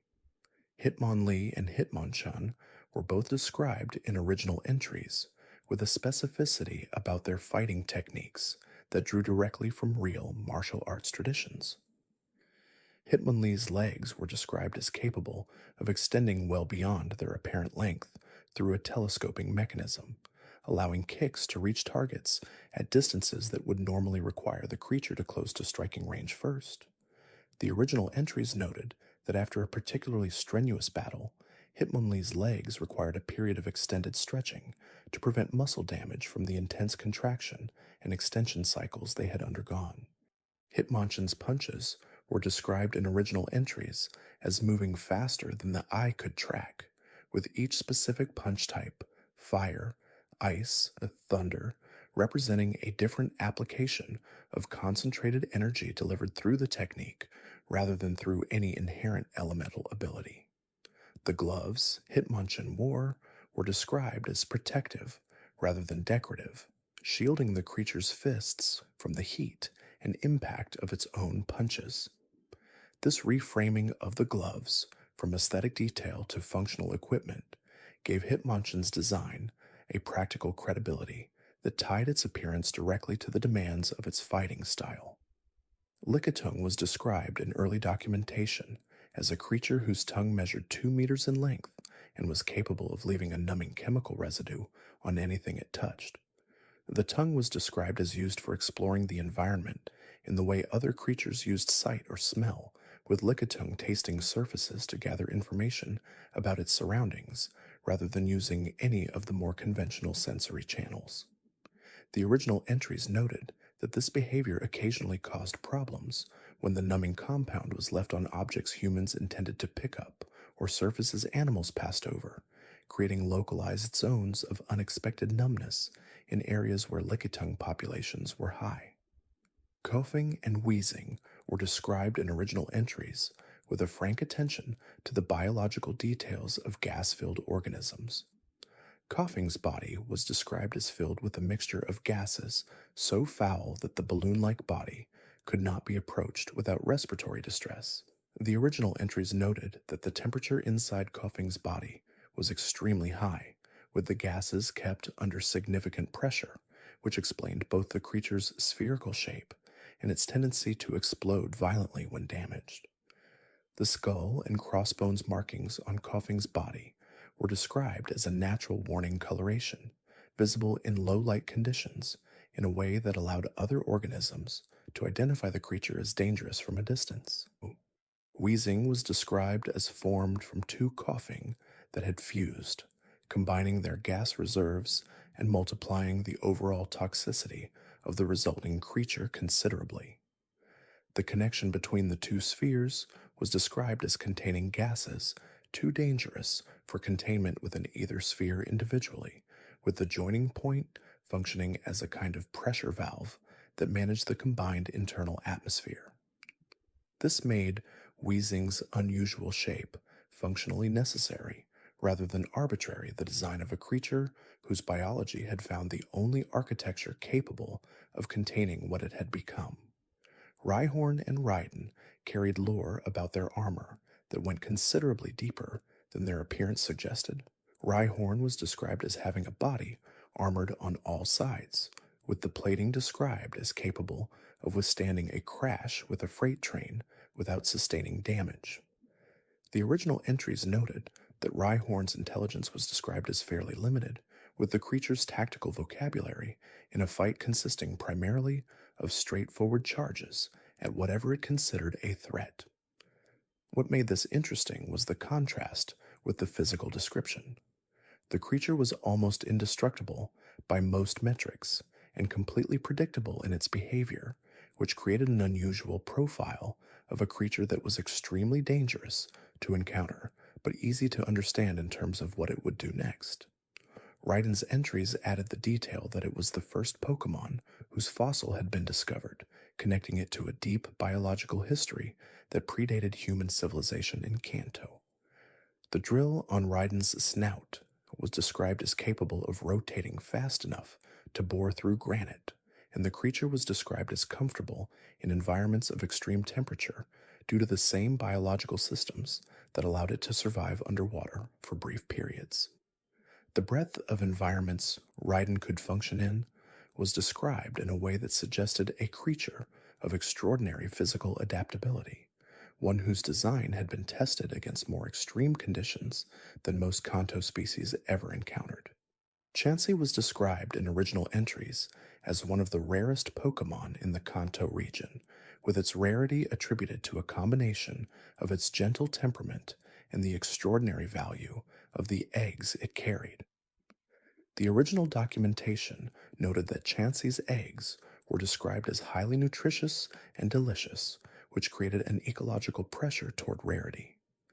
The creature was simultaneously desired by humans for the properties of its eggs and deeply gentle in a way that made it incapable of the defensive aggression that protected other species from excessive hunting pressure. The caring quality of Chansey's entries was consistent across every description. The creature was described as sharing its eggs with hungry creatures, regardless of species, as seeking out injured Pokémon to nurse them back to health, and as possessing a disposition so fundamentally oriented toward the well-being of others that it seemed to generate energy from the act of care itself. This was a remarkable portrait for a game creature, suggesting something more like an archetype of kindness than a simple species profile. Tangela was described in original entries as having vines that regenerated quickly enough that losing them in battle was a minor inconvenience rather than a meaningful injury. The vines were described as covering the creature so completely that researchers had never successfully observed what lay beneath them, with the anatomy of Tangela's actual body remaining entirely unknown despite extensive study. This placed Tangela in the same category of accessible mystery as Diglett, a creature that science had documented around without ever fully documenting, whose essential self remained hidden beneath what was visible from outside. Kangaskhan's entries focused primarily on the relationship between the mother and the young in the pouch, which was described as remaining with the mother until the young was mature enough to leave on its own initiative. The original entries noted that the young in the pouch was never seen outside it in the wild, and that researchers had never successfully observed the conditions under which a young Kangaskhan chose to leave the pouch permanently. This gave the relationship between parent and offspring a quality of private completion, something that happened entirely on the creature's own terms and in their own time. Horsaea was described with entries focusing on the precision of its water jets, which were characterized as forceful enough to knock adult humans off their feet from a considerable distance. The original entries noted that Horsaea wrapped its tail around coral or seaweed when resting, anchoring itself against ocean currents to sleep without drifting. This detail gave Horsaea a specific ecological niche within the underwater environment of Kanto, a creature that had developed the behavioral equivalent of a sleeping bag in response to the particular challenge of resting in moving water. Sayadra extended this with entries describing a dorsal fin covered in extremely sharp, venomous spines that made the creature dangerous to handle even when entirely calm. The venom was described as strong enough to numb a human limb within seconds of contact, which gave Sayadra's otherwise graceful appearance a hidden quality of genuine hazard. Trainers who kept Sayadra were described in some early documentation as learning quickly not to reach into their aquariums without first observing where the dorsal fin was positioned. Goldine and Seeking were described with a specific focus on the seasonal migration behaviors that characterize the species. Goldine was described as an exceptionally strong swimmer, capable of maintaining 3 knots of current against natural river flow, which gave the single small fish a physical capability that made its presence in fast-moving water ecologically plausible. Seeking's autumn migration upstream was described in original entries as a spectacle visible from the banks of Kanto's rivers, with large groups moving in patterns described as elaborate and beautiful. The horn on Seeking's head was described as used for drilling into underwater rock to create nesting spaces, a behavior that connected the creature's most visually distinctive feature directly to its domestic biology.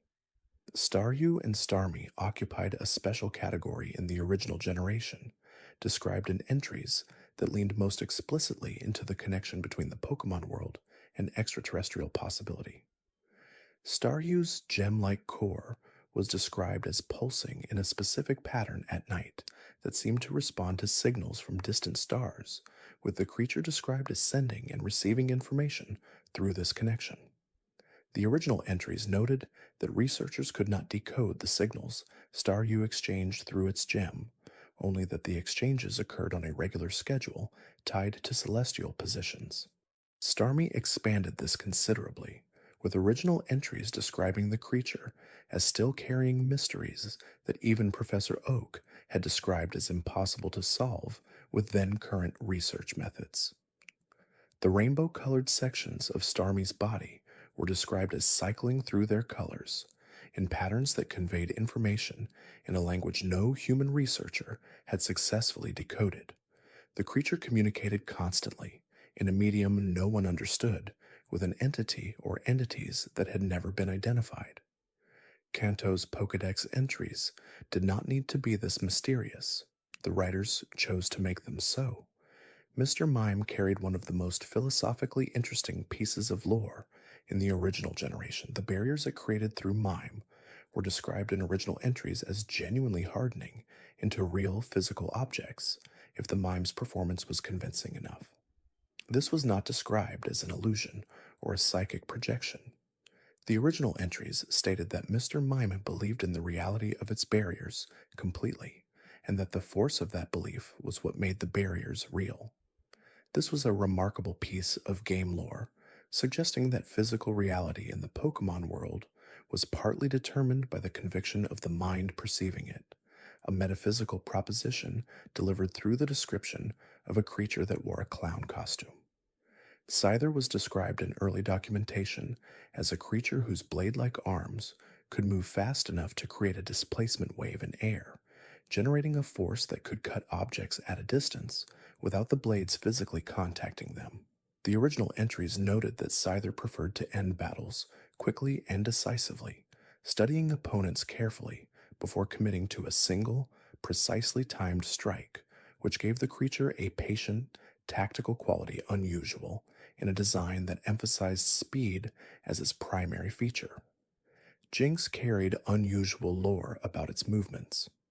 The original entries described Jinx as moving with a hip-swinging walk that was described as irresistible to human observers, inducing an involuntary desire to move in the same rhythm.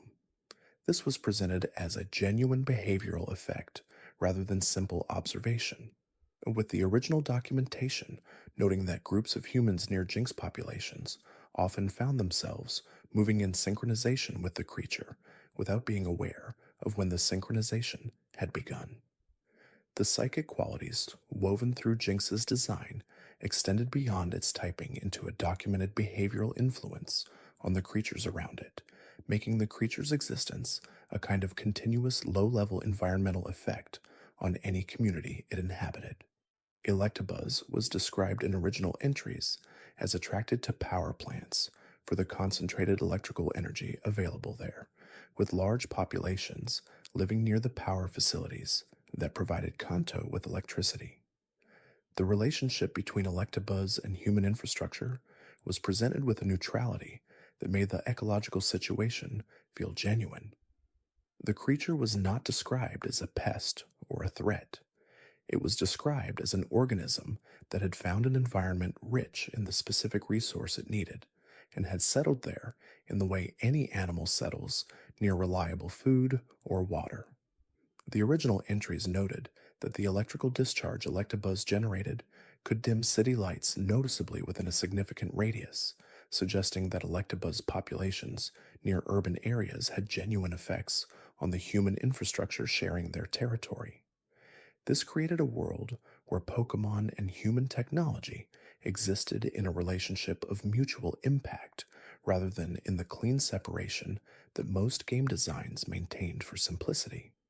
Magmar was described in entries that focused on the intensity of its body heat in ways that connected it directly to volcanic environments. The flames that replaced the creature's hands were described as burning hot enough that even the air around Magmar shimmered with heat distortion, making precise observation of the creatures difficult. The original entries noted that Magmar was found exclusively in environments of extreme heat, with populations concentrated around active volcanic features in Kanto and similar regions. The creature's face was described as resembling a duck's bill surrounded by flames, which created the unusual aesthetic of something simultaneously domestic and extreme, the familiar shape of a beak placed in an environment of fire that made ordinary observation feel urgent. The earliest concept documentation noted this duck-like quality as an intentional design choice meant to create tension between the familiar and the dangerous, a pattern visible across many of the original generation's most memorable designs. Pinsir was described in early entries as capable of using its horns to grip opponents with a pressure strong enough to split boulders. The creature was described as never releasing anything its horns closed on until complete submission was achieved, with the horns applying pressure continuously once engaged. This quality of absolute commitment to completion, once initiated, gave Pinsir a very specific behavioral profile. The creature was not aggressive by default. Its aggression, once triggered, simply did not have an incomplete outcome available to it. Tauros was described in original entries as a creature that spent considerable time working itself into a state of aggression before combat, swinging its three tails to build momentum and charging at opponents with the full force of its considerable bulk. The original entries noted that Tauros sometimes charged at trees and boulders simply to release the aggressive energy that had accumulated, suggesting a creature that needed regular physical expression of its nature to maintain behavioral stability. Magikarp occupied a unique position in the original generation's ecological storytelling. The original entries were almost apologetic in their description of a creature described as completely useless in combat, capable only of splashing about regardless of the situation, its value so low that even throwing it back after catching it was considered reasonable. This was a design choice of remarkable restraint. The creature existed to be dismissed, and the game told the player to dismiss it, building toward the moment when Gyarados emerged from that dismissal. Gyarados was described in original entries as one of the most fearsome creatures in existence, capable of devastating everything in 100 miles when enraged. The original documentation noted that throughout history, wherever Gyarados appeared, significant destruction followed, and that the creature's emergence from the utterly contemptible Magikarp was treated in Kanto folklore as a powerful symbol. The transformation was not presented as triumph in the conventional sense. It was presented as a warning. Something small and worthless, given sufficient time and the right conditions, was capable of becoming capable of terrible things. The lesson was not entirely comfortable, and that was part of what made it endure. Lapras was described in original entries as a creature of extraordinary intelligence and sensitivity, capable of understanding human speech and producing haunting calls that could carry across vast ocean distances. The original entries noted that Lapras populations had declined dramatically due to overhunting, with the creature being easy to catch because of its gentle temperament and impossible to breed in captivity because of conditions researchers could not replicate. The combination of exceptional intelligence, gentle behavior, and declining population, given as established facts in the Pokédex, gave Lapras a quality of pathos that most creatures in the original generation avoided. The original entries described Lapras as enjoying carrying humans across water and as seeking out human contact in ways that most wild Pokémon did not. This made the overhunting detail considerably more affecting. A creature that genuinely sought human companionship, that was easy to approach because it wanted to be approached, had been hunted almost to extinction by the same humans it had made itself available to. This detail was included in a game for children, delivered without editorializing, trusted to communicate what it needed to communicate through plain description. Ditto's entries were among the most philosophically interesting in the original generation. The creature was described as capable of copying the cellular structure of any other living thing it had seen, transforming down to the molecular level into whatever it chose to become. The original entries noted that a Ditto attempting to reproduce from memory sometimes made errors in the details of the face, getting the overall form correct, while the specific expression settled slightly wrong. This detail was the most human quality in the entire original Pokédex. The creature was capable of becoming anything, and occasionally what it produced was almost right, close enough to be recognizable, but just slightly off in the way that something is wrong when you encounter a memory of a person rather than the person themselves. Eevee was described in original entries as a creature with the most unstable genetic structure of any known Pokémon, possessing a DNA so irregular that it responded to different environmental conditions and stimuli by transforming into entirely different organisms. The three original evolutions each represented a different response to a different kind of exposure. Vaporeon adapted to aquatic environments through cellular transformation so complete that its body became nearly indistinguishable from water. Jolteon developed a coat of sharp, electrically charged quills through a process the original entries described as involving acute sensitivity to static fields. Flareon stored heat in a flame sac in its chest and maintained a body temperature far above what most organisms could survive. Each evolution was presented as a permanent commitment, a decision made by the creature's biology in response to conditions around it, with no route back to the unstable potential of the pre evolved form. This gave Eevee a poignant quality that its multiple evolutions tended to obscure. The creature contained more possibility than any other in the original generation, and the act of becoming anything at all required giving up the condition of containing everything. Porygon was described in original entries as the first Pokémon created entirely by human beings through computer programming, existing initially as a digital entity capable of entering and navigating computer networks before being given a body that could exist in the physical world. The original entries noted that the Pokemon Corporation, responsible for developing Porygon, had attempted to reproduce it, but had encountered programming difficulties, leaving the population of Porygon extremely limited. This gave Porygon a loneliness specific to manufactured things, a creature with no wild population, no natural habitat, no evolutionary history beyond its own creation document, existing in a world of organic life as the only genuinely artificial intelligence the original generation contained. Omanite and Kabuto, the two fossil Pokemon available in the original generation, carried lore that connected them to Kanto's deep geological history. Omanite was described as an ancient creature believed extinct for millions of years, before the technology to restore it from fossil material became available. The original entries noted that despite being restored in the present, Omanite behaved in ways consistent with what researchers believed about its ancient lifestyle, which created the unusual situation of a creature living simultaneously in two temporal contexts. Kabuto's entries described it as having essentially identical eyes to a creature that appeared in the Kanto archaeological record, predating any other known Pokemon documentation. The shell was described as extremely hard, having originally functioned as protection against the much larger predators of the ancient ocean environment. The original entries noted that Kabuto was nocturnal, spending daylight hours motionless on the ocean floor and emerging at night to feed, a behavioral pattern perfectly consistent with an animal that had evolved in an environment where daylight made it visible to predators it could not outrun.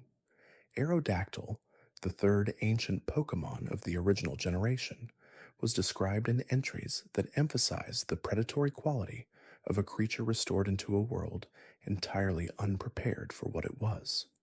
The original entries described a creature of ferocious aggression, restored from DNA preserved in amber, with a jaw lined with serrated fangs, and a flight speed described as making it one of the fastest creatures in the skies above Kanto.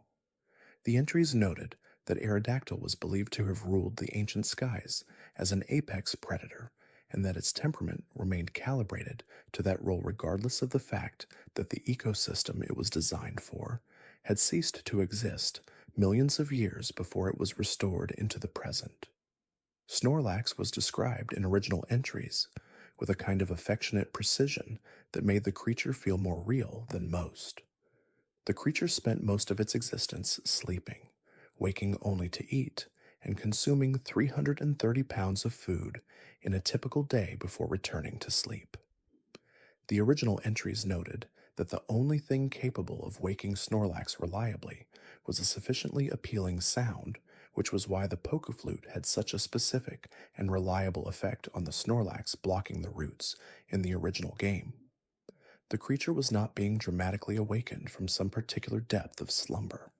It was simply responding to a stimulus that its biology categorized as worth interrupting sleep for. The ecological footprint of Snorlax was described in a way that gave the creature a quiet presence in Kanto's landscape beyond the obvious obstruction of its root-blocking behavior. Any area where Snorlax regularly slept was described as having patches of unusual vegetation growth, with the creature's body heat and the nutrients provided by its very existence creating a microclimate hospitable to certain plant species. This made even the stationary, apparently dormant Snorlax a participant in Kanto's ecology, changing the landscape simply by choosing a particular spot to sleep in repeatedly. Articuno Zapdos and Moltres occupied the most remote territories in Kanto, each connected to a specific environmental extreme. Articuno was described as a legendary bird that could create blizzards from clear skies by freezing moisture in the air as it flew. The original entries noted that snow falling on mountains in Kanto was sometimes attributed to the passage of Articuno above them, with people living near the mountain ranges developing traditions around its appearances. The creature's wings were described as composed of ice that was hardened through exposure to extreme altitude and cold, creating an appearance of transparent blue that changed the shade with the angle of light. Zapdos was described as generating enormous electromagnetic fields during flight, with the crackling electricity it produced sometimes becoming visible as the first lightning of an approaching storm. The original entries noted that Zapdos appeared most often just before electrical storms reached their peak intensity, which had led to the creature being associated in Kanto folklore with both warning and transformation, the sign that something enormous was building. Its appearance was described as changing depending on the electrical charge it had accumulated, with a fully charged Zapdos described as too bright to observe directly. Moltres was described in entries that gave it a quality of regeneration through the fire that consumed its wings. Original Pokédex entries stated that Moltres' flame was renewed by touching it to active magma, with the creature described as descending into volcanic chambers periodically to restore the brightness and intensity of its fire. This gave Moltres a relationship to the physical world more intimate than the other two legendary birds, requiring it to make contact with the most extreme environments in Kanto to sustain the qualities that defined it. The fire was not simply its feature, it was a living thing it was responsible for maintaining. Dratini was described in original entries as a creature that had been believed a myth for so long that its discovery as an actual species had been considered a significant event. The original entries noted that a single Dratini had been caught after a 10-hour struggle by a renowned fisherman, which had provided the first physical confirmation that the species was real rather than legendary. This gave Dratini's discovery story an expedition quality usually reserved for the legendary birds, making the ordinary encounter of catching one in the safari zone feel like a minor piece of historical participation. Dragonair was described with a particular attention to its atmospheric effects. The original entries noted that Dragonair was capable of controlling the weather by drawing on its stored energy, calling rain or clear skies by adjusting the moisture content of the air around it. The creature's smooth, serpentine body was described as crystal smooth to the touch and as emitting a faint aura of light when the weather around it was being actively influenced. This gave Dragonair a quality of environmental stewardship, a creature whose presence in an area was not neutral but actively beneficial, managing local weather conditions in ways that sustained the ecosystem around it. Dragonite, the final form of this line, was described in original entries as an incredibly rare creature despite the existence of Dratini and Dragonair, with populations low enough that most Kanto researchers never confirmed a sighting. The creature was described as capable of circling the globe in less than 16 hours, and the original entries noted a specific behavior of Dragonite that distinguished it from most powerful Pokémon in the generation. It was described as guiding lost ships and sailors to safety, seeking out those in distress in ocean environments, and providing direction toward shore. This single detail gave Dragonite a moral quality, unique in the original generation. The most powerful non-legendary creature in the original Pokédex was described not primarily as a force of destruction, but as something that spent its extraordinary capabilities looking after those who needed looking after. Mewtwo occupied the final position in the original Pokédex, with entries that described its origins in terms of genetic manipulation rather than natural evolution. The creature was described as the result of splicing genes from Mew, the ancestor of all Pokémon, and reconfiguring them into a form optimized for power. The original entries described Mewtwo as the most powerful Pokémon in existence and as a creature so focused on battle that it had no capacity for empathy, finding nothing in the world interesting except combat. This made Mewtwo's characterization in the original game documentation notably different from the creature's later portrayal in film and other media, where the absence of empathy became a source of tragedy and the presence of intelligence a route towards something more. The original entries were honest about what Mewtwo was: a weapon designed to be won, existing without the context that would have given it a reason to be anything else.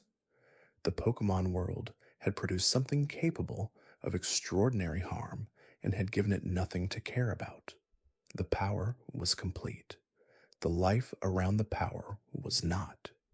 This was perhaps the most honest note in the entire original generation, delivered at the very end of the Pokédex, after all the creatures gentle and fierce, domestic and wild, ancient and newly born, had been described and catalogued and sent out into the world to be discovered by anyone who picked up a cartridge and began to walk through the tall grass of Route 1.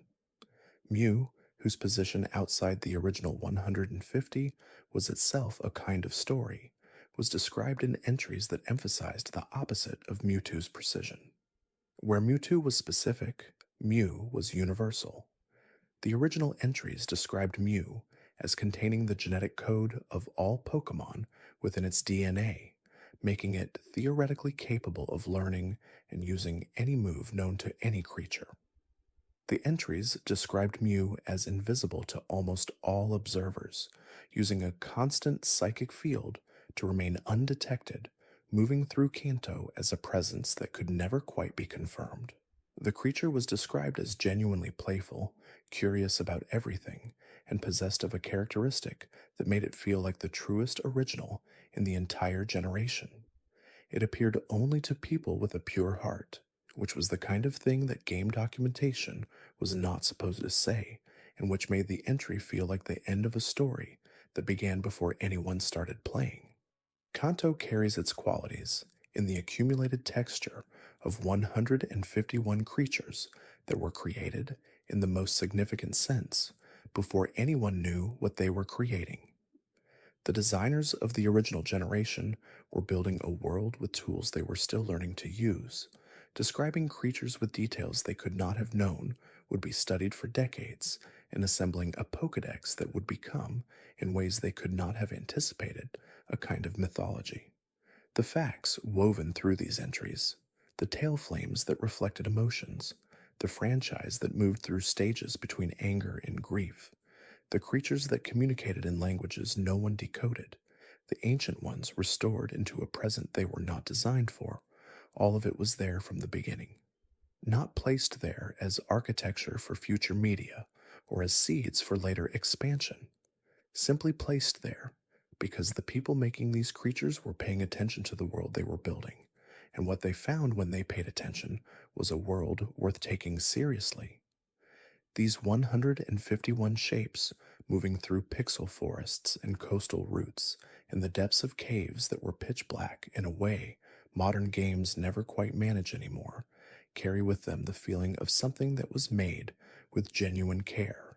The care shows in the details. It shows in the lore about Marowak's grief and Lapras's loneliness and Mewtwo's terrible isolation and Mew's impossible wholeness. It shows in the routes that felt like moods, and the gyms that felt like personalities, and the slow water crossing between Cinnabar and Pallet that felt like the approach of something final. The original generation did not try to be everything. It tried to be specific, and the specificity became universal, and the universal became a world that millions of people fell asleep inside as children and still return to now. In the quiet, when the light is low and the sounds of the day have settled, and what remains is the gentle hum of something very old and very safe, waiting in the tall grass of a region that never needed to be more than it was to become exactly everything it turned out to be. There is a quality to the original Kanto routes that rewards stillness. Route 1 between Pallet Town and Viridian City was the first path most players ever walked in the Pokemon world, and its design reflected a deliberate choice to begin with almost nothing. The tall grass offered Pidgey and Rattata, the two most common early encounters, and the path itself was short enough to feel like an introduction rather than a destination. But even within that smallness, the original game communicated something about how Kanto was organized. The wild creatures in that grass were not threatening. They were familiar. They were the kind of animals a 10-year-old walking through an unfamiliar forest might actually expect to encounter, elevated into something slightly more than ordinary by the world they inhabited. Pallet Town itself, the origin point of the entire original journey, was described in the game's early documentation as an unusually small settlement, barely large enough to qualify as a town by most regional standards. The name carried within it the image of a painter's palette, a place from which colors were mixed and applied to something larger. The town existed as a beginning, designed with the specific purpose of having almost nothing in it that could distract from the forward movement the game required. Professor Oak's laboratory was the most significant structure in Palette, and even that was presented as a place of casual expertise rather than formal institution. The professor gave out starter Pokemon from a table. The science of the region began in a setting that felt like someone's home. Viridian City, the first settlement north of Palette, carried a detail in its original documentation that most players missed entirely. The gym there, Kanto's eighth and final gym, was locked at the beginning of the game, its leader absent for reasons that the townspeople only vaguely understood. This absence was not explained until the player had traveled through the entire region and earned 7 other badges. The gym that stood closest to the beginning of the journey was the one that waited until the very end, which created a structural loop in Kanto's geography that rewarded the player's return with a confrontation they had been aware of since almost the first moment of play. Viridian Forest, the first complex environment in the original game, was described in early documentation as a forest so dense that navigating without a map was considered genuinely risky. The original entries for the bug-type Pokémon found there emphasized this quality. The forest was old enough that its paths had shifted over time, with trails that had been established by trainers becoming gradually overgrown and replaced by new ones. This created an environment where even repeated visits might produce slightly different experiences, a quality that the game mechanics did not fully simulate, but that the documentation established as true of the forest's deeper reality. Pewter City's gym, built around rock-type Pokémon, was described as one of the simplest in Kanto in terms of puzzles and layout, which fit its position as the first gym most players encountered. Brock, the gym leader, was described in early documentation as having taken on the role at a young age and as simultaneously managing his family's responsibilities, which gave him a quality of weight unusual for the first major obstacle of the game. The Pokemon he used, Geodude and Onix, were described in early entries as typical of the rocky terrain around Pewter, which grounded the gym battle in ecological logic rather than arbitrary difficulty design. The water roots of Kanto occupied a specific emotional space in the original game that no subsequent region has exactly replicated. The routes between the southern islands and the eastern coastal areas involved extended movement through open ocean, with encounters occurring frequently enough that traveling without careful Pokemon management became difficult. The most common encounter in those open water routes was Tentacool, described in early documentation as so numerous in Kanto's southern waters that sailors in the region's folklore described them as a kind of living current, a presence in the water that defined the texture of any extended ocean crossing. Cerulean City existed as a place of contrasts in early Kanto documentation. The water routes leading into it from the north felt open and bright, connected to the clarity of water-type environments, while the cave system, accessible from its northern edge, represented one of the most deliberately disorienting environments in the original game. Missant Moon, not technically part of Cerulean, but strongly associated with it in the early travel documentation, was described as a location where the rock formations contained unusual mineral content that interfered with standard directional orientation. Trainers passing through Mont Moon were noted as frequently becoming uncertain of their direction, which gave the cave system a practical challenge beyond simply the Pokemon encountered within it. Misty's gym, built it around water types and located in a city defined by its connection to water, was described in early documentation as a place where the battle arena was surrounded by water, shallow enough to wade through, but deep enough to create genuine tactical considerations. The original documentation noted that Misty had been considered something of a prodigy among water type trainers since early in her career, which gave her position as gym leader an earned quality rather than simply an assigned one. Her Starmie, the creature described in entries as too mysterious to fully understand even after extensive study, was the kind of Pokemon that felt appropriate as the final obstacle of a gym whose leader was described as proud of her skill in a way that made her feel like a genuine opponent rather than a narrative obstacle. The Vermilion City area carried lore and early documentation about the harbor and the SS An that gave the city a quality of transit and passing through rather than settling. The ship was described as a luxury vessel that visited Kanto's harbor once a year, carrying trainers and wealthy travelers from distant regions. Lieutenant Surge's gym, located in a city defined by movement and arrival, was described in early entries as built to challenge the kind of confident trainer who had arrived in Kanto from outside, bringing experience from other regions. The gym's electric traps were described as designed specifically to slow down trainers who move through them without thinking, rewarding methodical observation over speed. Lieutenant Surge himself was described in early documentation as having used Pokemon in military situations during a conflict that was never fully described in any official source.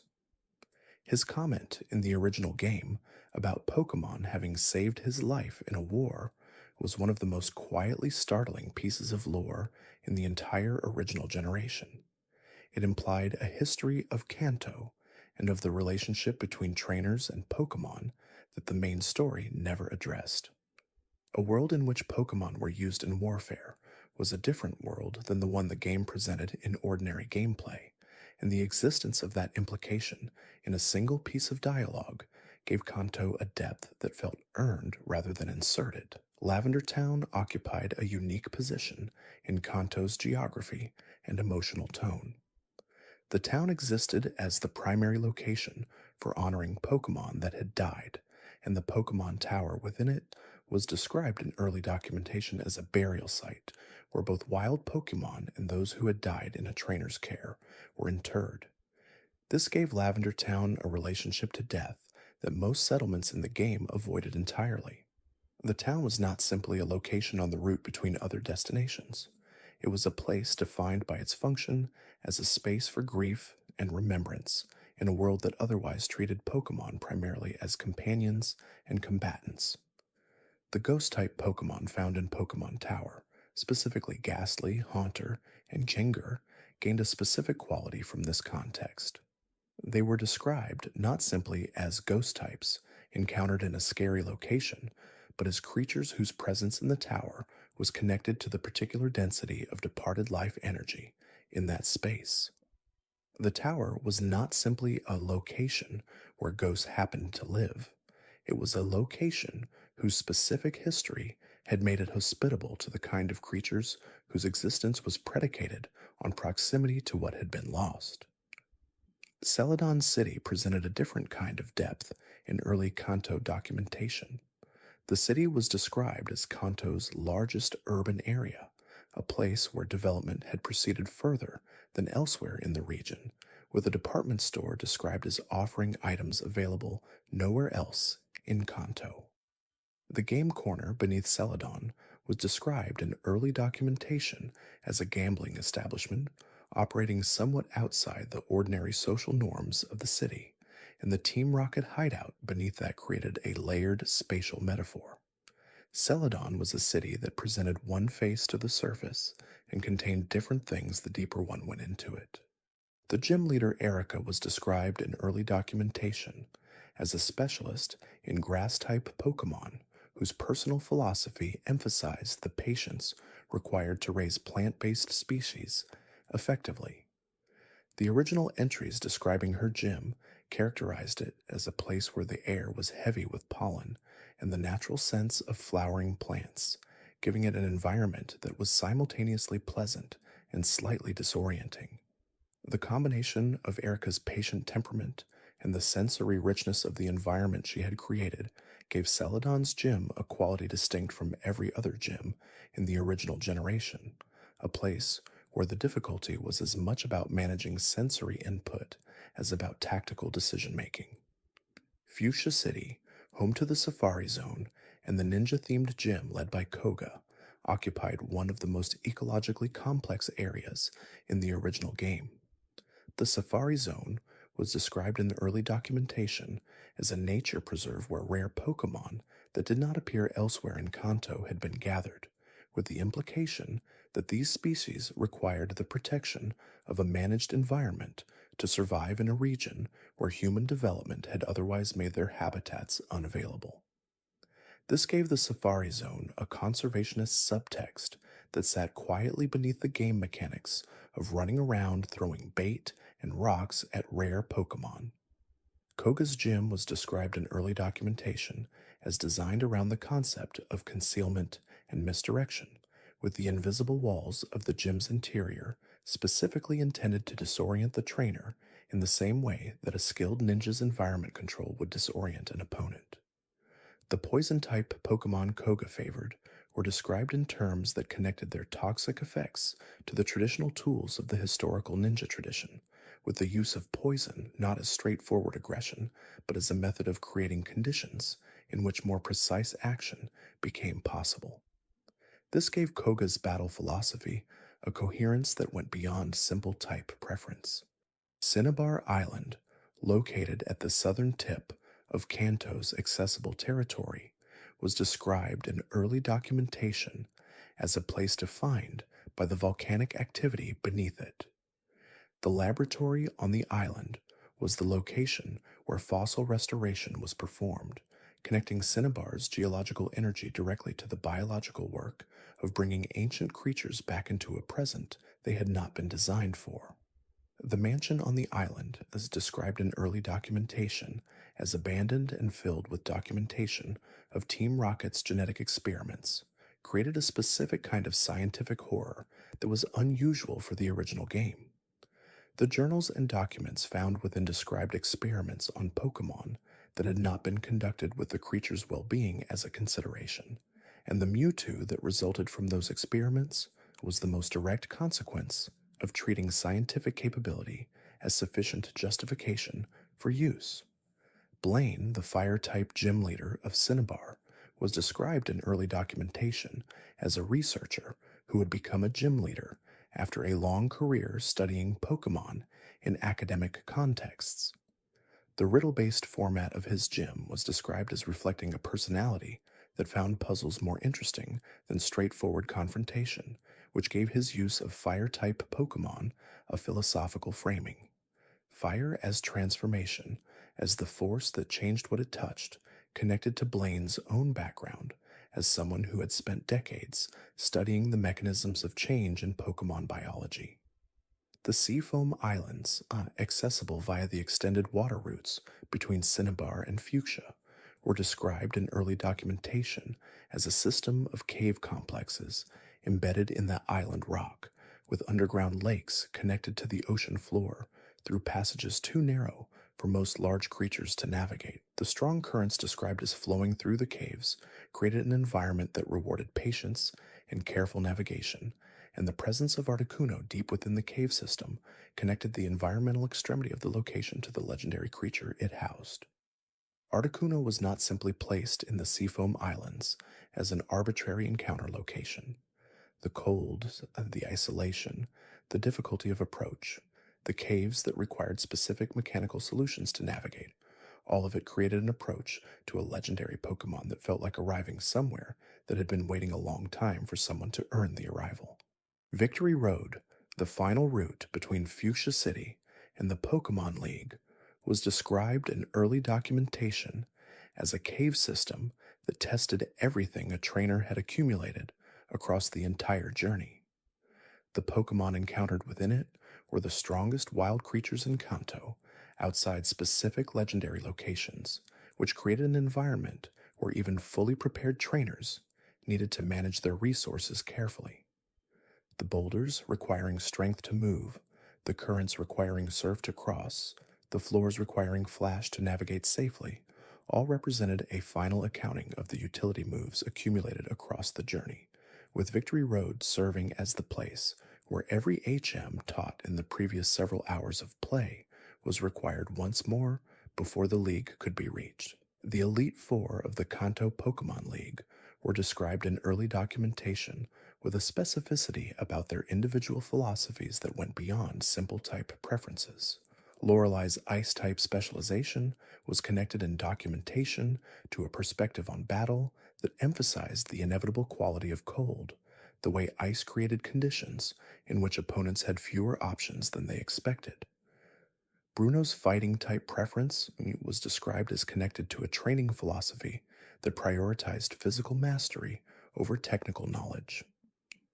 Agatha's ghost-type specialization was connected in documentation to an explicit philosophy that the newer generation of trainers had lost something the older approach to training had contained.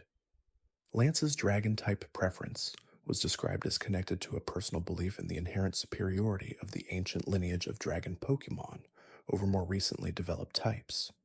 Gary Oak, the rival of the original game who stood between the player and the champion's throne, was described in early documentation as a trainer who had used natural talent as a substitute for the harder qualities that genuine excellence required. The player's victory over Gary was not presented simply as the stronger trainer winning. It was presented as the demonstration that consistent care and genuine relationship with one's Pokemon produce something more reliable than exceptional natural ability deployed without comparable emotional investment. The connection between the original 151 Pokemon and the specific biological world they were drawn from was more extensive than most players realized. The original designers drew from an extraordinarily broad range of natural history, folk biology, cultural mythology, and scientific observation to give each creature its particular character. Butterfree's wing chemistry drew from real entomology. Parasect's host-parasite relationship drew from real mycology. Ghastly's toxic gases drew from documented observations of marsh gas and similar phenomena. Haunter's capacity to drain life energy drew from traditional Japanese ghost classification. Each creature was anchored to something specific, some piece of knowledge or tradition or observation, even as it was transformed into the particular form that the Pokemon world required. The names in the original generation reflected this breadth. Many of the English names were straightforward compound words or simple phonetic representations of the creature's most obvious quality, which gave them a quality of immediate legibility. Caterpie communicated caterpillar, Pidgey communicated pigeon, Rattata communicated rat, but others carried more complex etymology. Alakazam drew from stage magic terminology. Abra drew from stage magic performance traditions. Gengar drew from the German term for a ghost that haunts a specific location. These etymological differences communicated something about the different tonal registers the original generation occupied simultaneously, a world that could contain both Rattata and Gengar without the contrast feeling dissonant. The type system of the original generation, with its 15 types and the interaction tables between them, was described in early design documentation as intended to create a strategic layer that rewarded knowledge without requiring complete information to engage with. The original game communicated type advantages through visible feedback and through the Pokédex entries that described each creature's natural behaviors, creating a learning environment where the strategic knowledge and the narrative knowledge reinforced each other. Understanding that fire melted ice, because Articuno lived on frozen mountains, gave the fire versus ice type interaction a grounding in physical logic. Understanding that water quenched fire because Gyarados lived in rivers and seas gave the water versus fire interaction the same. The type system was not arbitrary. It was natural history translated into interactive logic. The move pool of the original generation contained several attacks whose descriptions in the original game manual and associated documentation were considerably more evocative than later generations maintained. Hyper Beam was described as an extraordinarily powerful blast of energy that left the user incapacitated for a moment of recovery, which translated directly into the game mechanic of losing a turn after use. Night Slash was described as a strike so precise that it had an above average chance of striking a critical vulnerability, which connected the move's mechanical effect directly to a narrative explanation. Amnesia was described as a technique that temporarily eliminated conscious awareness of learned caution, allowing the user to build power that careful thought would have inhibited. This gave Amnesia a quality beyond simple stat boosting, the portrait of a creature deliberately setting aside everything that made it careful in order to access something larger. Earthquake, one of the most powerful moves available in the original generation, was described as sending shockwaves through the ground that affected everything standing on the same surface. This made the move's mechanical effect of hitting all Pokémon in a double battle a logical consequence of its described mechanism rather than an arbitrary game rule. The cave routes where Earthquake was particularly thematically appropriate were also the routes where the geological history of Kanto was most present, where the rock types and ground types lived in the kinds of environments that made the physical power of the move feel credible. The TM system, through which moves could be transferred to Pokémon that would not otherwise learn them, was described in early documentation as based on technological encoding of the physical and psychic patterns used by specific moves. This gave the TM items a quality of technology that existed in a specific relationship with Pokémon biology, translating complex movement patterns into a form that a creature's body could absorb and reproduce. The single-use limitation of TMs in the original generation, which was changed in later games, created a scarcity that gave each move a specific value. The decision to teach a particular TM to a particular Pokémon was irreversible, which connected the mechanics of move assignment to the narrative logic of a world where training decisions had permanent consequences. The Pokémon storage system, described in early game documentation as Professor Oak's invention, represented one of the more quietly significant pieces of technology in the original Kanto world. The ability to convert Pokémon into data, store them in a computer system, and restore them at any terminal across the region implied an infrastructure of server equipment and data transmission maintained throughout Kanto to support every trainer who moved through the region. Professor Oak's system was described as revolutionary precisely because it made this infrastructure available to trainers at no direct cost, supported through what was described as a research grant whose ultimate funding source was never specified. The bill system, which the player encountered during the game's early midpoint, extended this with the personal story of a Pokémon researcher who had accidentally merged himself with a Pokémon through an experiment with the storage technology. This brief side story was significant, partly because it demonstrated the personal risk involved in the technology's development.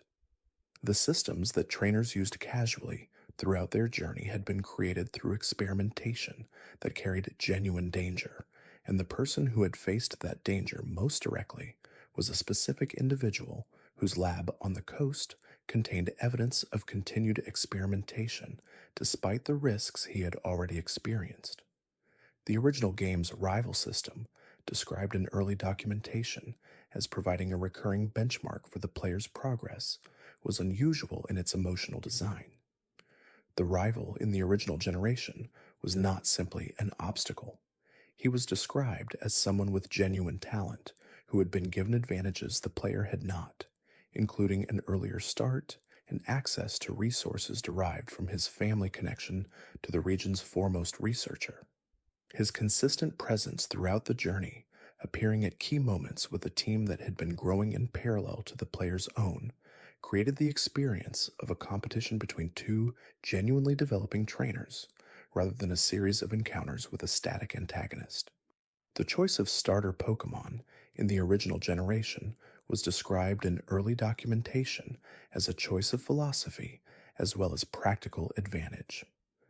Bulbasaur's starting type advantage over the first two gyms rewarded the player who made the more strategically thoughtful choice with an easier early game, while Charmander's starting type disadvantage against the same gyms rewarded the player who valued the final evolution's power over early convenience. Squirtle's more balanced position in the early game rewarded the player who prioritized consistent performance over either strategic optimization or emotional investment in a particularly powerful eventual form.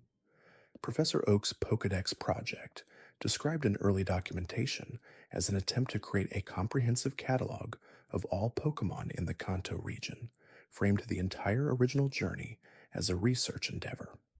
The player was not simply a trainer seeking to become champion. They were a research assistant tasked with encountering, cataloging, and documenting every creature in the region. This gave every encounter, even the most casual and routine, a quality of significance. Each Pidgey registered in the Pokédex was a data point added to a project that mattered to the most respected researcher in Kanto. Each new species added to the catalog was a small contribution to a scientific understanding of the world. The impossibility of completing the original Pokédex without trading, specifically the version exclusive Pokémon that appeared only in red or only in blue, was described in early documentation as an intentional social design. The game was not completable by a single player working alone. The complete catalog required connection with at least one other player who had chosen the opposite version and who had made different choices about which Pokemon to catch. This made the Pokédex completion project inherently social, creating a practical reason for two players to share their journeys in a way that the core gameplay did not require, but that the game's stated goal made necessary. The seasonal variations described in early Kanto documentation gave the region a temporal quality that the original game mechanics never fully represented. Different Pokemon were described as more active at different times of year, with some species described as appearing only during specific seasons or under specific weather conditions. This environmental detail existed primarily in the background documentation rather than in the game itself, but it communicated something about the kind of world the designers were attempting to describe. Kanto was meant to feel like a place that continued to exist even when no one was playing through it, a world with its own rhythms and changes that proceeded independently of any individual trainer's journey. The ecology of water routes was described in early documentation with particular attention to the relationship between tides and encounter patterns. Pokemon described as more active during high tide were characterized as species whose feeding behaviors depended on the movement of prey brought in by tidal currents. Species more active during low tide were characterized as exposed rock and shallow water dwellers whose preferred habitats became accessible only when the water receded. This level of ecological detail was never visible in the original game, but contributed to the sense that the Kanto designers had been thinking about their world as a place with physical and biological reality, rather than simply as an aesthetic backdrop for tactical battles. The berry and herb system of the original generation, considerably less developed than in later games but present in the background documentation, described a practice among experienced Kanto trainers of collecting and preparing plant materials found in the wild to supplement the healing items available for purchase. Certain berries growing near Mint Moon were described as having mild restorative properties when prepared correctly, while herbs from the Safari Zone's less trafficked areas were described as having stronger effects but requiring preparation techniques passed among trainers through oral tradition rather than any official documentation. This created a folk medicine tradition within Kanto's trainer culture that operated alongside and sometimes in preference to the commercially produced healing items available in Pokemarts throughout the region.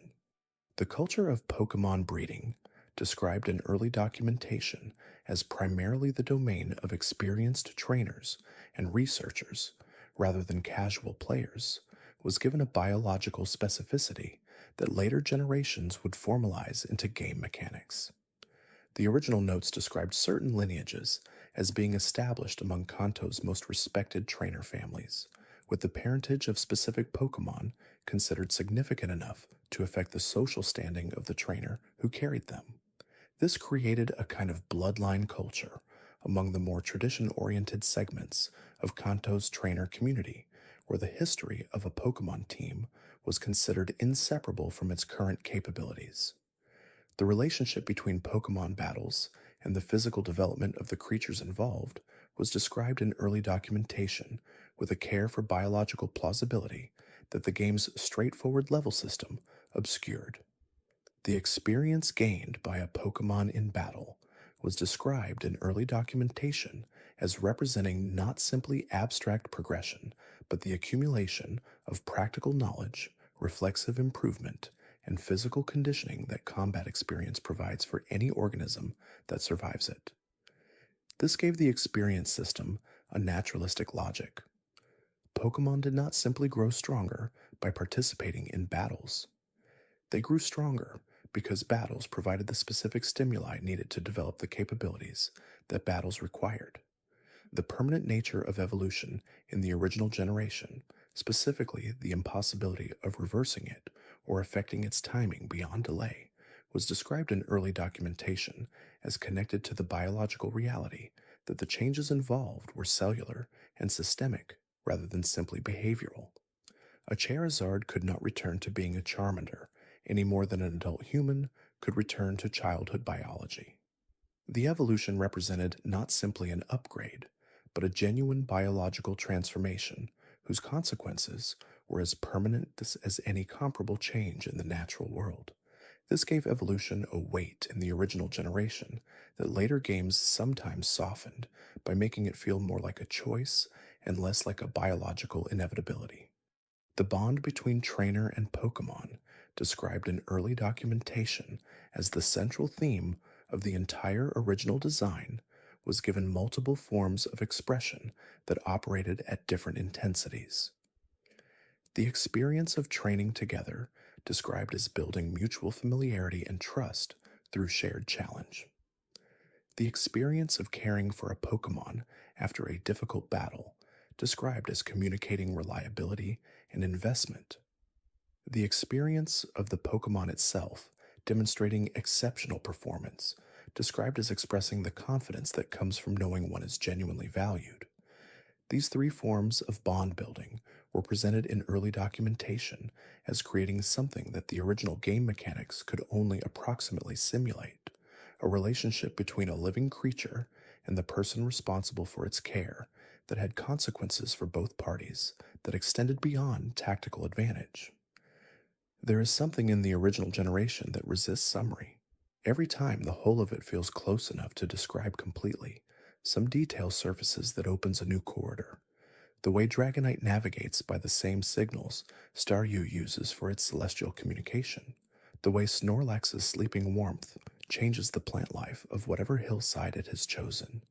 The way Kubone's skull is already the skull of something that loved it, before either of them became part of any story that could be told from outside.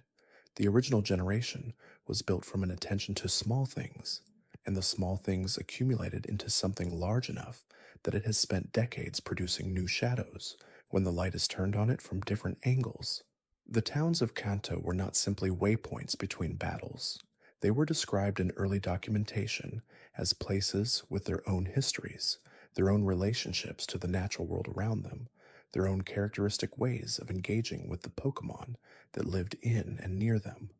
Lavender Town's relationship with death, Cerulean's relationship with water and connection, Celadon's relationship with commerce and concealment, Fuchsia's relationship with the rare and the preserved, Cinnabar's relationship with the ancient and the reconstructed.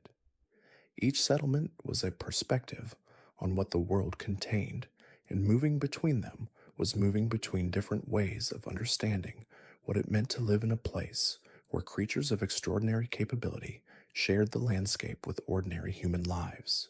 The routes between those towns were not simply transition spaces, they were habitats, distinct ecologies with their own characteristic species and their own characteristic moods.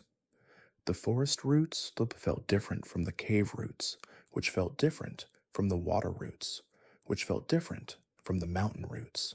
Each had its own soundtrack, its own encounter pool, its own environmental logic. Moving through Kanto was moving through a world that had been designed to feel alive in different ways in different places, with the consistency of the experience deriving not from sameness, but from the accumulated recognition that wherever one was in this world, it was a place someone had thought carefully about. And the creatures that populated those spaces, all 151 of them, plus the one that existed outside the count, carried within their Pokedex entries and their battle behaviors and their evolutionary trajectories the specific care of people who had been paying attention to the world they were describing. The best of those entries read like field notes from a naturalist who had spent years in intimate contact with their subject. The most unusual of them read like folklore. The darkest of them read like the pages a researcher leaves deliberately ambiguous, because writing the full truth would require acknowledging something about the world that most people would prefer not to know. Kanto's original 151 were not perfect. They were rough in the ways that first things are rough, shaped by constraints that later generations would not face, and by creative decisions made before anyone knew what the franchise would become. But the roughness carried something that the later Polish sometimes removed, a quality of genuine discovery in the design, of people finding out what they were making as they made it, and occasionally stumbling onto something that turned out to be more true than they had planned for it to be. The flame on a Charmander's tail flickering lower when the rain is heavy. Seal wrapping itself around a strand of kelp before sleeping. Gengar making a room cold before it becomes visible. Dragonite scanning the ocean surface at altitude for the shapes of vessels in distress. These details were never going to matter to a child trying to beat the Elite Four, but they were placed in the documentation anyway because someone decided that the world being built deserved to be a world that continued to exist in the spaces where the player was not looking, a world that would reward the attention of anyone who brought genuine attention to it. That quality, the quality of a world that rewards genuine attention, is what the original generation established as the standard the entire franchise would spend decades attempting to honor. The later generations expanded the roster and deepened the mechanics and enriched the world building. But the standard was set in Kanto in the first 151 creatures, in the rough and particular and sometimes genuinely strange entries of a Pokedex that was being written for the first time by people who did not yet know what a Pokedex was supposed to sound like. There are pieces of the original Kanto experience that exist in the spaces between the facts, in the moments of transition between one route and the next, between one encounter and the decision that followed it. The Pokémon world of the original generation was designed to be navigated without hurry, and the best of what it offered arrived at the pace of slow attention rather than the pace of efficient completion. The original game had no internal clock beyond the progress of the player through it. Time in Kanto was measured in encounters and decisions, and the gradual accumulation of a team that reflected the choices of the person who had assembled it. The 6 Pokémon party limit was described in early design documentation as both a practical constraint and a philosophical one. The small number created relationships intense enough to be meaningful. A trainer with a party of 6 knew those 6 Pokémon in ways that would have been impossible with 30. The bond described in early documentation as central to the franchise required proximity, repetition, the specific texture of working through the same environments with the same creatures across an entire journey. 6 was small enough to allow that bond to develop fully before the journey ended. The Pokemon storage system extended this by creating a relationship between the Pokemon in the active party and those waiting in the boxes at the storage terminal. Some players treated the storage system as a simple management tool, cycling creatures in and out based on tactical requirements. Others described, in documentation of player behavior that accompanied the original release, a reluctance to send any Pokemon to the storage system once it had been part of the active party, treating the transition from party to storage as a kind of rupture in a relationship that had already been established. This was not a designed behavior.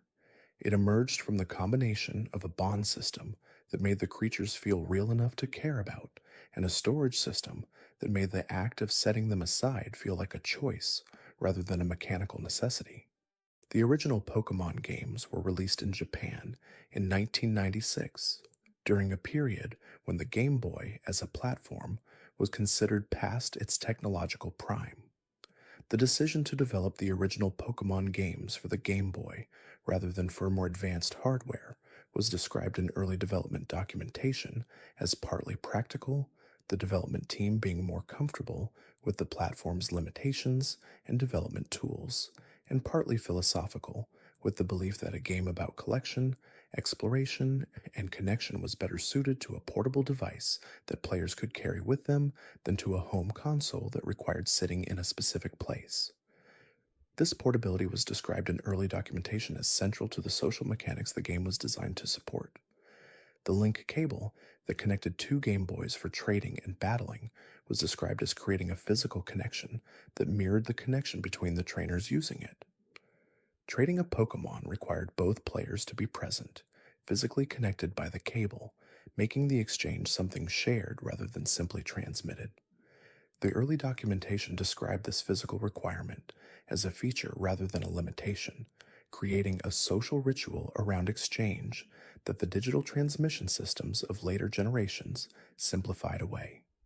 The sound design of the original generation, constrained to the 4-channel audio capabilities of the Game Boy hardware, was described in early documentation as a challenge that had produced some of the most memorable music in the franchise's history precisely because of its limitations.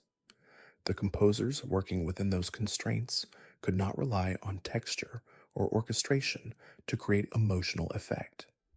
They had to use melody and rhythm alone, which created themes simple enough to be recognizable immediately and complex enough to carry genuine emotional weight.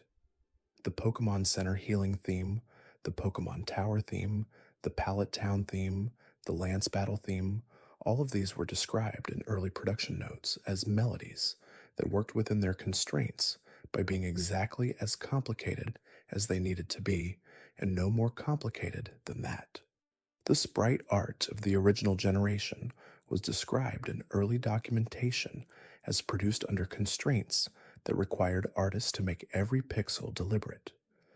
The small scale of the sprites, the limited color palettes, and the animation constraints of the hardware created a visual language that rewarded simplicity of design and suffered any excess of detail.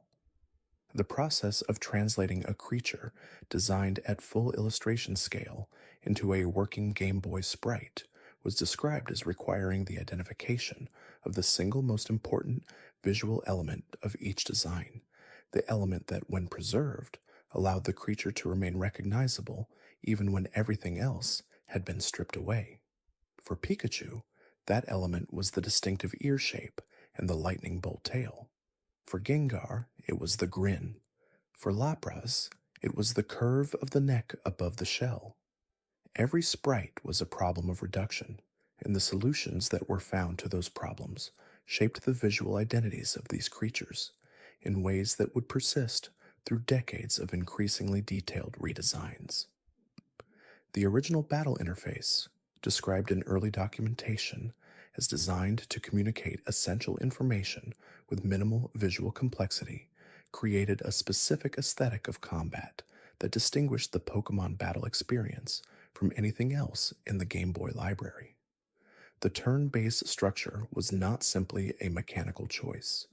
It was described as creating space for the player to consider decisions without time pressure, which made the battles feel more like chess problems than reflex tests.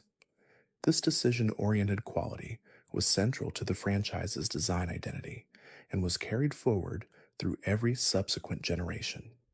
The catch mechanics of the original generation, involving the probability calculations that determined whether a thrown Pokeball would successfully capture a Pokemon, were described in early documentation as designed to feel uncertain in a way that reflected the genuine difficulty of capturing wild animals. The various ball types introduced across the game, each with slightly different capture probabilities under specific conditions, created a practical ecology of capture tools that rewarded knowing the circumstances of each encounter. Using a great ball in an ordinary early route encounter felt different from using a master ball on Mewtwo. The tools were calibrated to the creatures and situations they were designed for, creating a system of matching equipment to context that had its own kind of educational logic. The fossil system of the original Kanto game introduced a question that the game itself never fully resolved. If ancient Pokemon could be restored from fossilized genetic material, what was the nature of the creature produced by that restoration?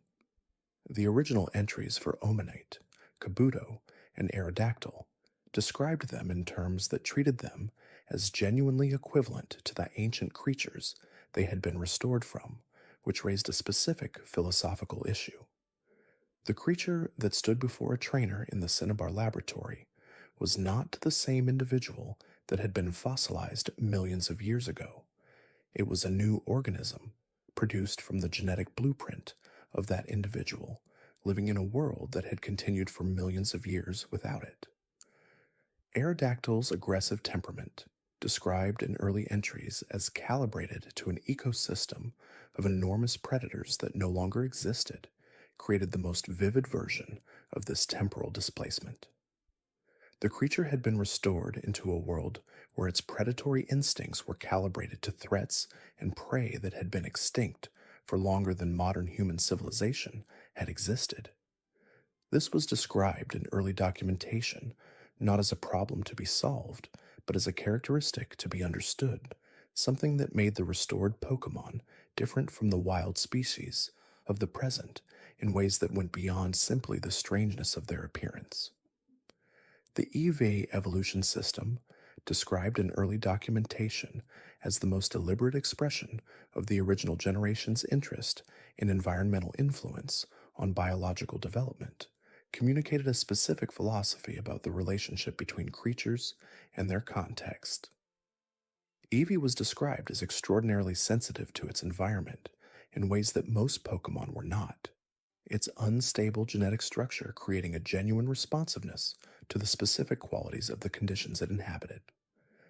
The Vaporeons that emerged from an Eevee exposed to a water stone had not simply changed in response to a game item. It had responded to the signal that the water stone provided about the kind of environment it would be living in, and its body had reorganized itself accordingly. This environmental sensitivity made Eevee a creature whose story was fundamentally collaborative. Its final form was determined not by any internal trajectory, but by the conditions the trainer provided, by the environment the trainer chose to create around it. The original documentation described this as making Eevee an especially intimate expression of the trainer-Pokemon relationship, a creature whose identity was genuinely shaped by the choices of the person responsible for it, in a way that most creatures, who evolved according to their own internal biological timeline, were not. The later additions to the Eevee evolution line in subsequent generations continued this theme, each new evolution representing a new environmental context and a new form of sensitivity. But the original three were the clearest statement of the idea, the most direct expression of a design philosophy that saw the relationship between a creature and its environment as generative rather than simply descriptive. Eevee did not adapt to an environment that had already shaped it. It became something new in response to an environment that the person caring for it had chosen, and that becoming was permanent in the way that all genuine developments are permanent. The starter Pokémon of the original generation are perhaps the most studied designs in the entire franchise, analyzed in thousands of articles and discussions over 3 decades. But the original documentation described the choice between them in terms that were more practical than philosophical. The three starters represented three different relationships to the game's early challenges, and the documentation was clear that none of the three choices was wrong. Each represented a different kind of strength, a different relationship to difficulty, and ultimately a different kind of journey through the same terrain. This even handedness was described in early design documentation as intentional, a way of honoring the diversity of player approaches to the same experience by ensuring that all three were genuine paths rather than one correct choice and two variations. The specific details of how each starter was described to new trainers in the original game reflected this philosophy. Professor Oak's presentation did not favor any of the three. The Pokédex entries for all three starters were written with equal care and equal affection. The rival's choice of the starter strongest against the player's own was described as a mechanical expression of the game's interest in pressure and growth, rather than an editorial comment on the quality of the player's decision. Whatever one chose at the beginning of the journey was the right choice for the journey one would have, and the journey one would have was the only journey available. The mythology surrounding Missing No, the glitch Pokémon that could be encountered through specific actions in the original game, was described in early documentation as a consequence of the game's architecture rather than an intentional design. The data representing normal Pokémon occupied specific positions in the game's memory, and Missing No existed in the spaces between those positions, produced when the game attempted to generate an encounter using data that had not been designed to function as a Pokémon. The visual representation of Missing No, a fragmented and unstable sprite, was a direct visual expression of this incomplete data, the game engine doing its best to render something that was not meant to be rendered. The community mythology that grew around Missing No in the years following the original game's release treated it as something more than a glitch, as a creature that inhabited the edges of the game world, existing in the gaps that the designers had not filled. This was a creative misreading, but it was also a revealing one. It showed how attentive players had become to the idea that the Pokemon world was a world with depth, with areas beyond the edges of what the game made accessible, with creatures that might exist in those areas, even if the game never brought one into contact with them directly. Missing No was not a real creature by any definition, but its existence in the community imagination said something true about the kind of game that had produced it, one that had created in its players the expectation that unexplored spaces contained something worth discovering. The experience of playing the original Pokemon games for the first time was described in the letters players sent to Nintendo during the period following the game's release in Japan as profoundly different from other games available on the same hardware. Players described the feeling of the world as one they could inhabit rather than simply navigate, a place with enough texture and variety that the experience of moving through it produced something closer to exploration than gameplay in the conventional sense. The creatures encountered were described as feeling like discoveries rather than obstacles, each new Pokédex entry a small piece of a world that was beginning to feel coherent rather than simply full of things. This quality of coherence was described in early development documentation as the specific goal of the original game's design. The designers were not trying to create the most mechanically complex game on the platform. They were trying to create a world that felt real enough that the player would choose to care about what happened within it. Caring about what happened within it required caring about the creatures that populated it, and caring about the creatures required knowing enough about them to feel something when they encountered them. The Pokedex entries were not lore added after the gameplay was designed. They were the foundation on which the gameplay was built, the document that established what the creatures were before the question of what they could do in battle was even asked. The sound of the original Pokemon games in a quiet room has a specific quality that players from that era describe as immediately transporting.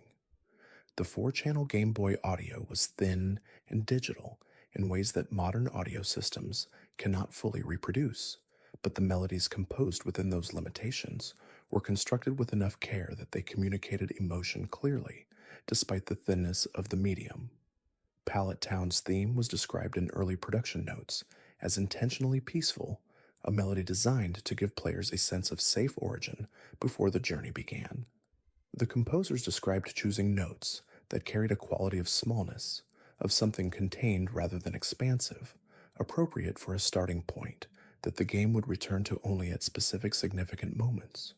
The roots each had their own musical character in the original games, which was unusual for the platform at the time.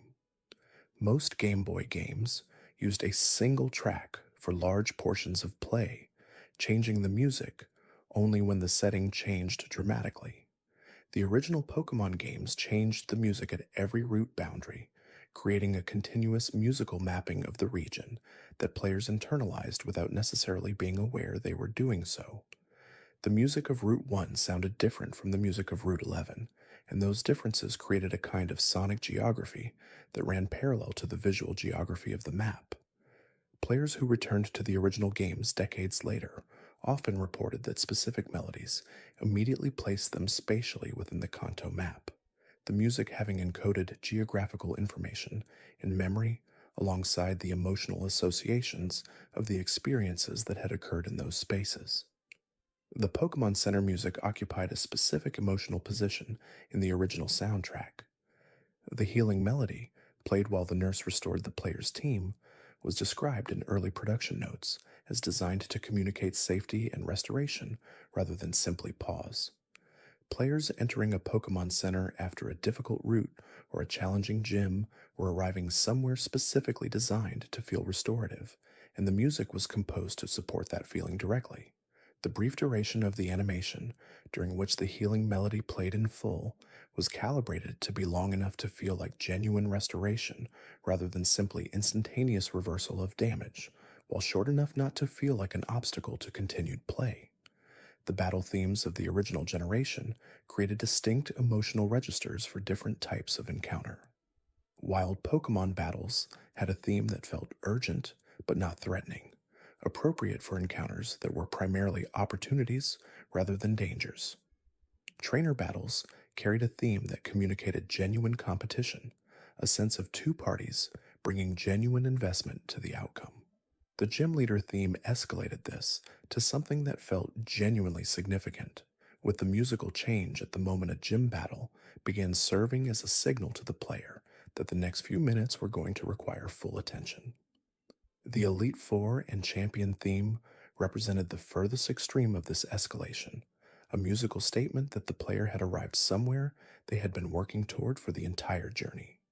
The visual design of Kanto's towns was described in early documentation as following a principle of ecological consistency, with each town's visual character reflecting the landscape and resources of its immediate environment.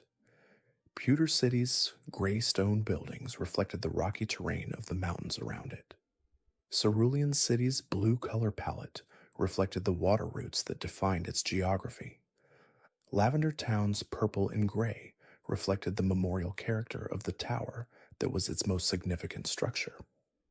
This consistency between settlement and an environment was never explicitly described in the game, but was present in every visual choice, creating a world where human habitation appeared to have grown naturally from its surroundings, rather than been placed there arbitrarily. The scale of Kanto's map was deliberately compressed in the original game, with distances between towns designed to be traversable within a reasonable session of play rather than to reflect any realistic geographical scale. But the documentation of Kanto's world described these distances as considerably greater than the map suggested, with Route 1 alone described as a journey of several days for trainers proceeding at walking pace rather than the few minutes the game required. This discrepancy between game time and narrative time was never addressed in the original game, but was present in the background documentation as a reminder that the world being depicted was larger and slower than any interactive experience could fully represent. The Safari Zone's design was described in early documentation as representing a specific philosophical position about the relationship between trainers and the rarer species of Pokémon. The standard catch mechanic involved weakening Pokémon in battle before attempting capture, creating a relationship between combat and acquisition that connected the act of catching to demonstrated capability. The Safari Zone removed this entirely, replacing it with a different set of tools and a time limit that created a different kind of pressure. The creatures within were described as too rare or too significant to be battled into weakness in the ordinary way, and the alternative mechanics reflected a different relationship between trainer and Pokémon, one where the Pokémon's own behavior and response to the environment was at least partially determinative of the outcome. The post-game content of the original Kanto games, limited by the standards of later releases but present nonetheless, was described in early documentation as designed for the player who had completed the main journey and wanted to continue engaging with the world rather than simply the story. The training and refinement of a battle team capable of facing the Elite Four repeatedly, the completion of the Pokédex through trading and careful searching, the discovery of Mewtwo in the Cerulean Cave, all of these created reasons to continue after the credits had rolled that were oriented not toward new narrative content, but toward the ongoing relationship between a trainer and their Pokémon. Mewtwo's placement in the Cerulean Cave, accessible only after the Elite Four had been defeated, was described in early documentation as the final test of everything the journey had developed. The cave itself was not particularly complex, but the creature waiting at its deepest point was described as stronger than anything encountered in the main game, with no significant narrative scaffolding around the encounter to provide context or meaning. The player arrived at Mewtwo because they had completed everything else, which meant they arrived with a team developed to its fullest, with experience gained across the entire journey, with whatever bond they had built with the creatures who had traveled with them throughout.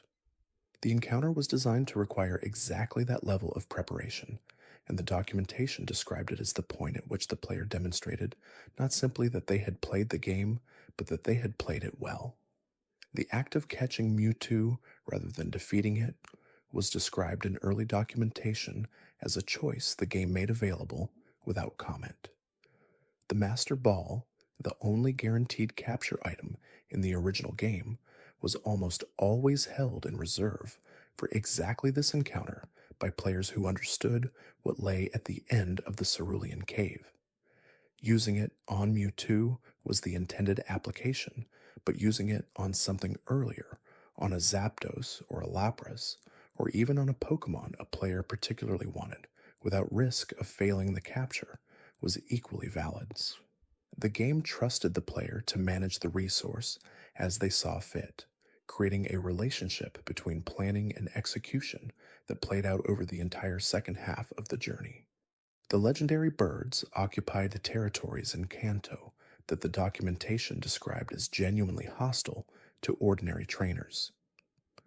Articuno in the Seafoam Islands required not simply strong Pokémon, but the mechanical understanding of how to navigate currents and boulders in a specific sequence. Zapdos in the power plant required knowledge of a location that was not on the main route through Kanto and was reachable only by water. Moltres in Victory Road was the most directly accessible of the three, located on the path every trainer had to complete before the league, but encountered at a moment when the trainer was likely to be already managing resources carefully. Each legendary bird's location reflected its elemental character. Articuno in a frozen cave system, hidden behind ice and water. Zapdos in a decommissioned power facility, surrounded by the remnants of the technology that had once channeled the electrical energy its presence contaminated. Moltres in a mountain passage deep in volcanic rock, near the end of a road that tested everything. The placements were not arbitrary, they were ecological, each legendary in the environment that suited it, requiring the trainer to enter that environment fully before the encounter was possible.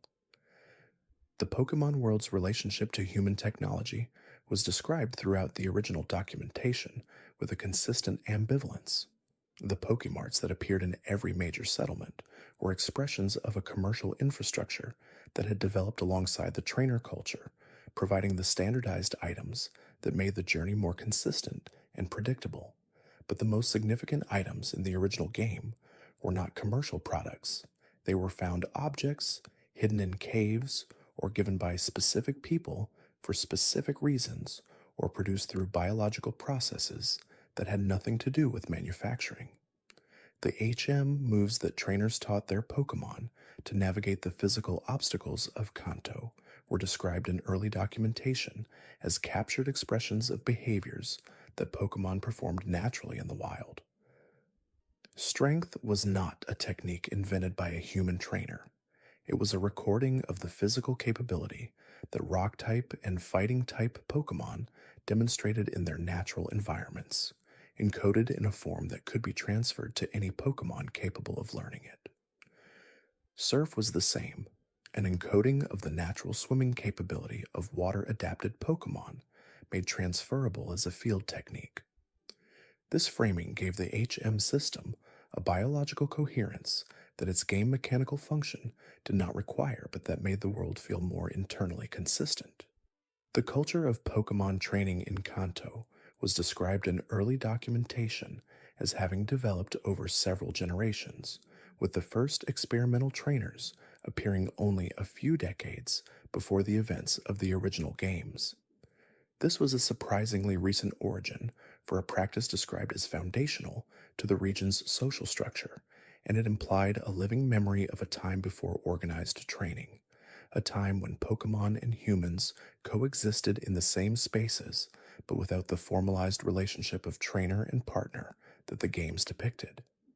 The people of the oldest generations in Kanto, people like Professor Oak and the Elite Four, were described as having grown up in this transitional period, which gave their perspectives on Pokemon and training a historical depth that the younger trainers in the game were not fully aware of possessing. The quiet of Lake Kanto is a specific kind of quiet. It is the quiet of empty roots after the last trainer has been defeated, of caves where the wild Pokemon are still rustling in the darkness, but nothing is pressing or urgent, of the plateau before the Pokemon League, where the wind is the only sound and the view back toward the rest of the region shows how far the journey has actually come. That quiet is not the silence before something begins.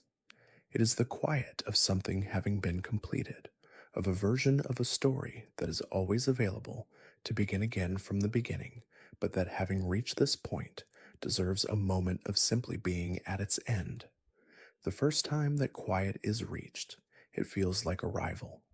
The later times it is reached, it feels like return. Both are worth something.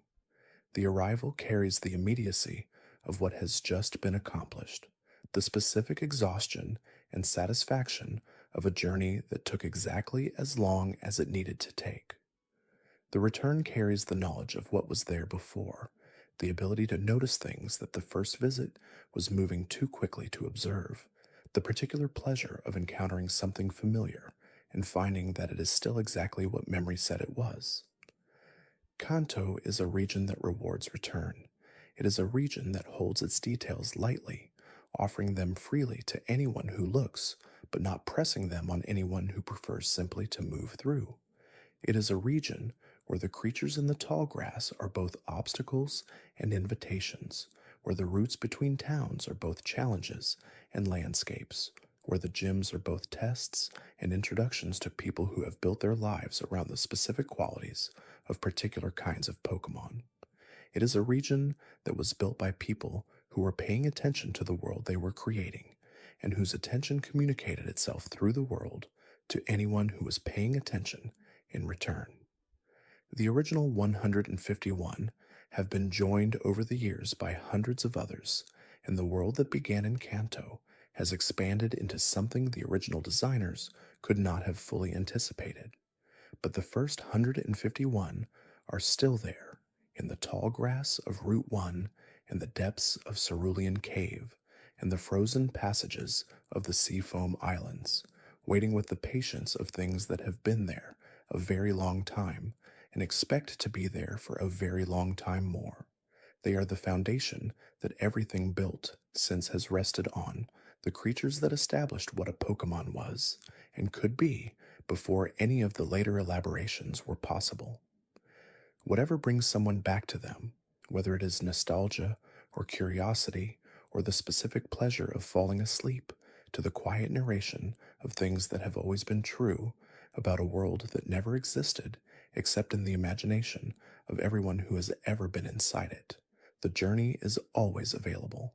The game is always ready to begin again from the beginning, with a trainer who is 10 years old and a professor who needs a favor in a world that stretches away from Pallet Town in every direction into forests and caves and water routes and mountains that have been waiting all this time to be explored again. Thanks for watching. If you enjoyed drifting through these quiet moments, there's another video waiting on the left of your screen. Let it play while you rest. You might discover something gentle before sleep takes you again.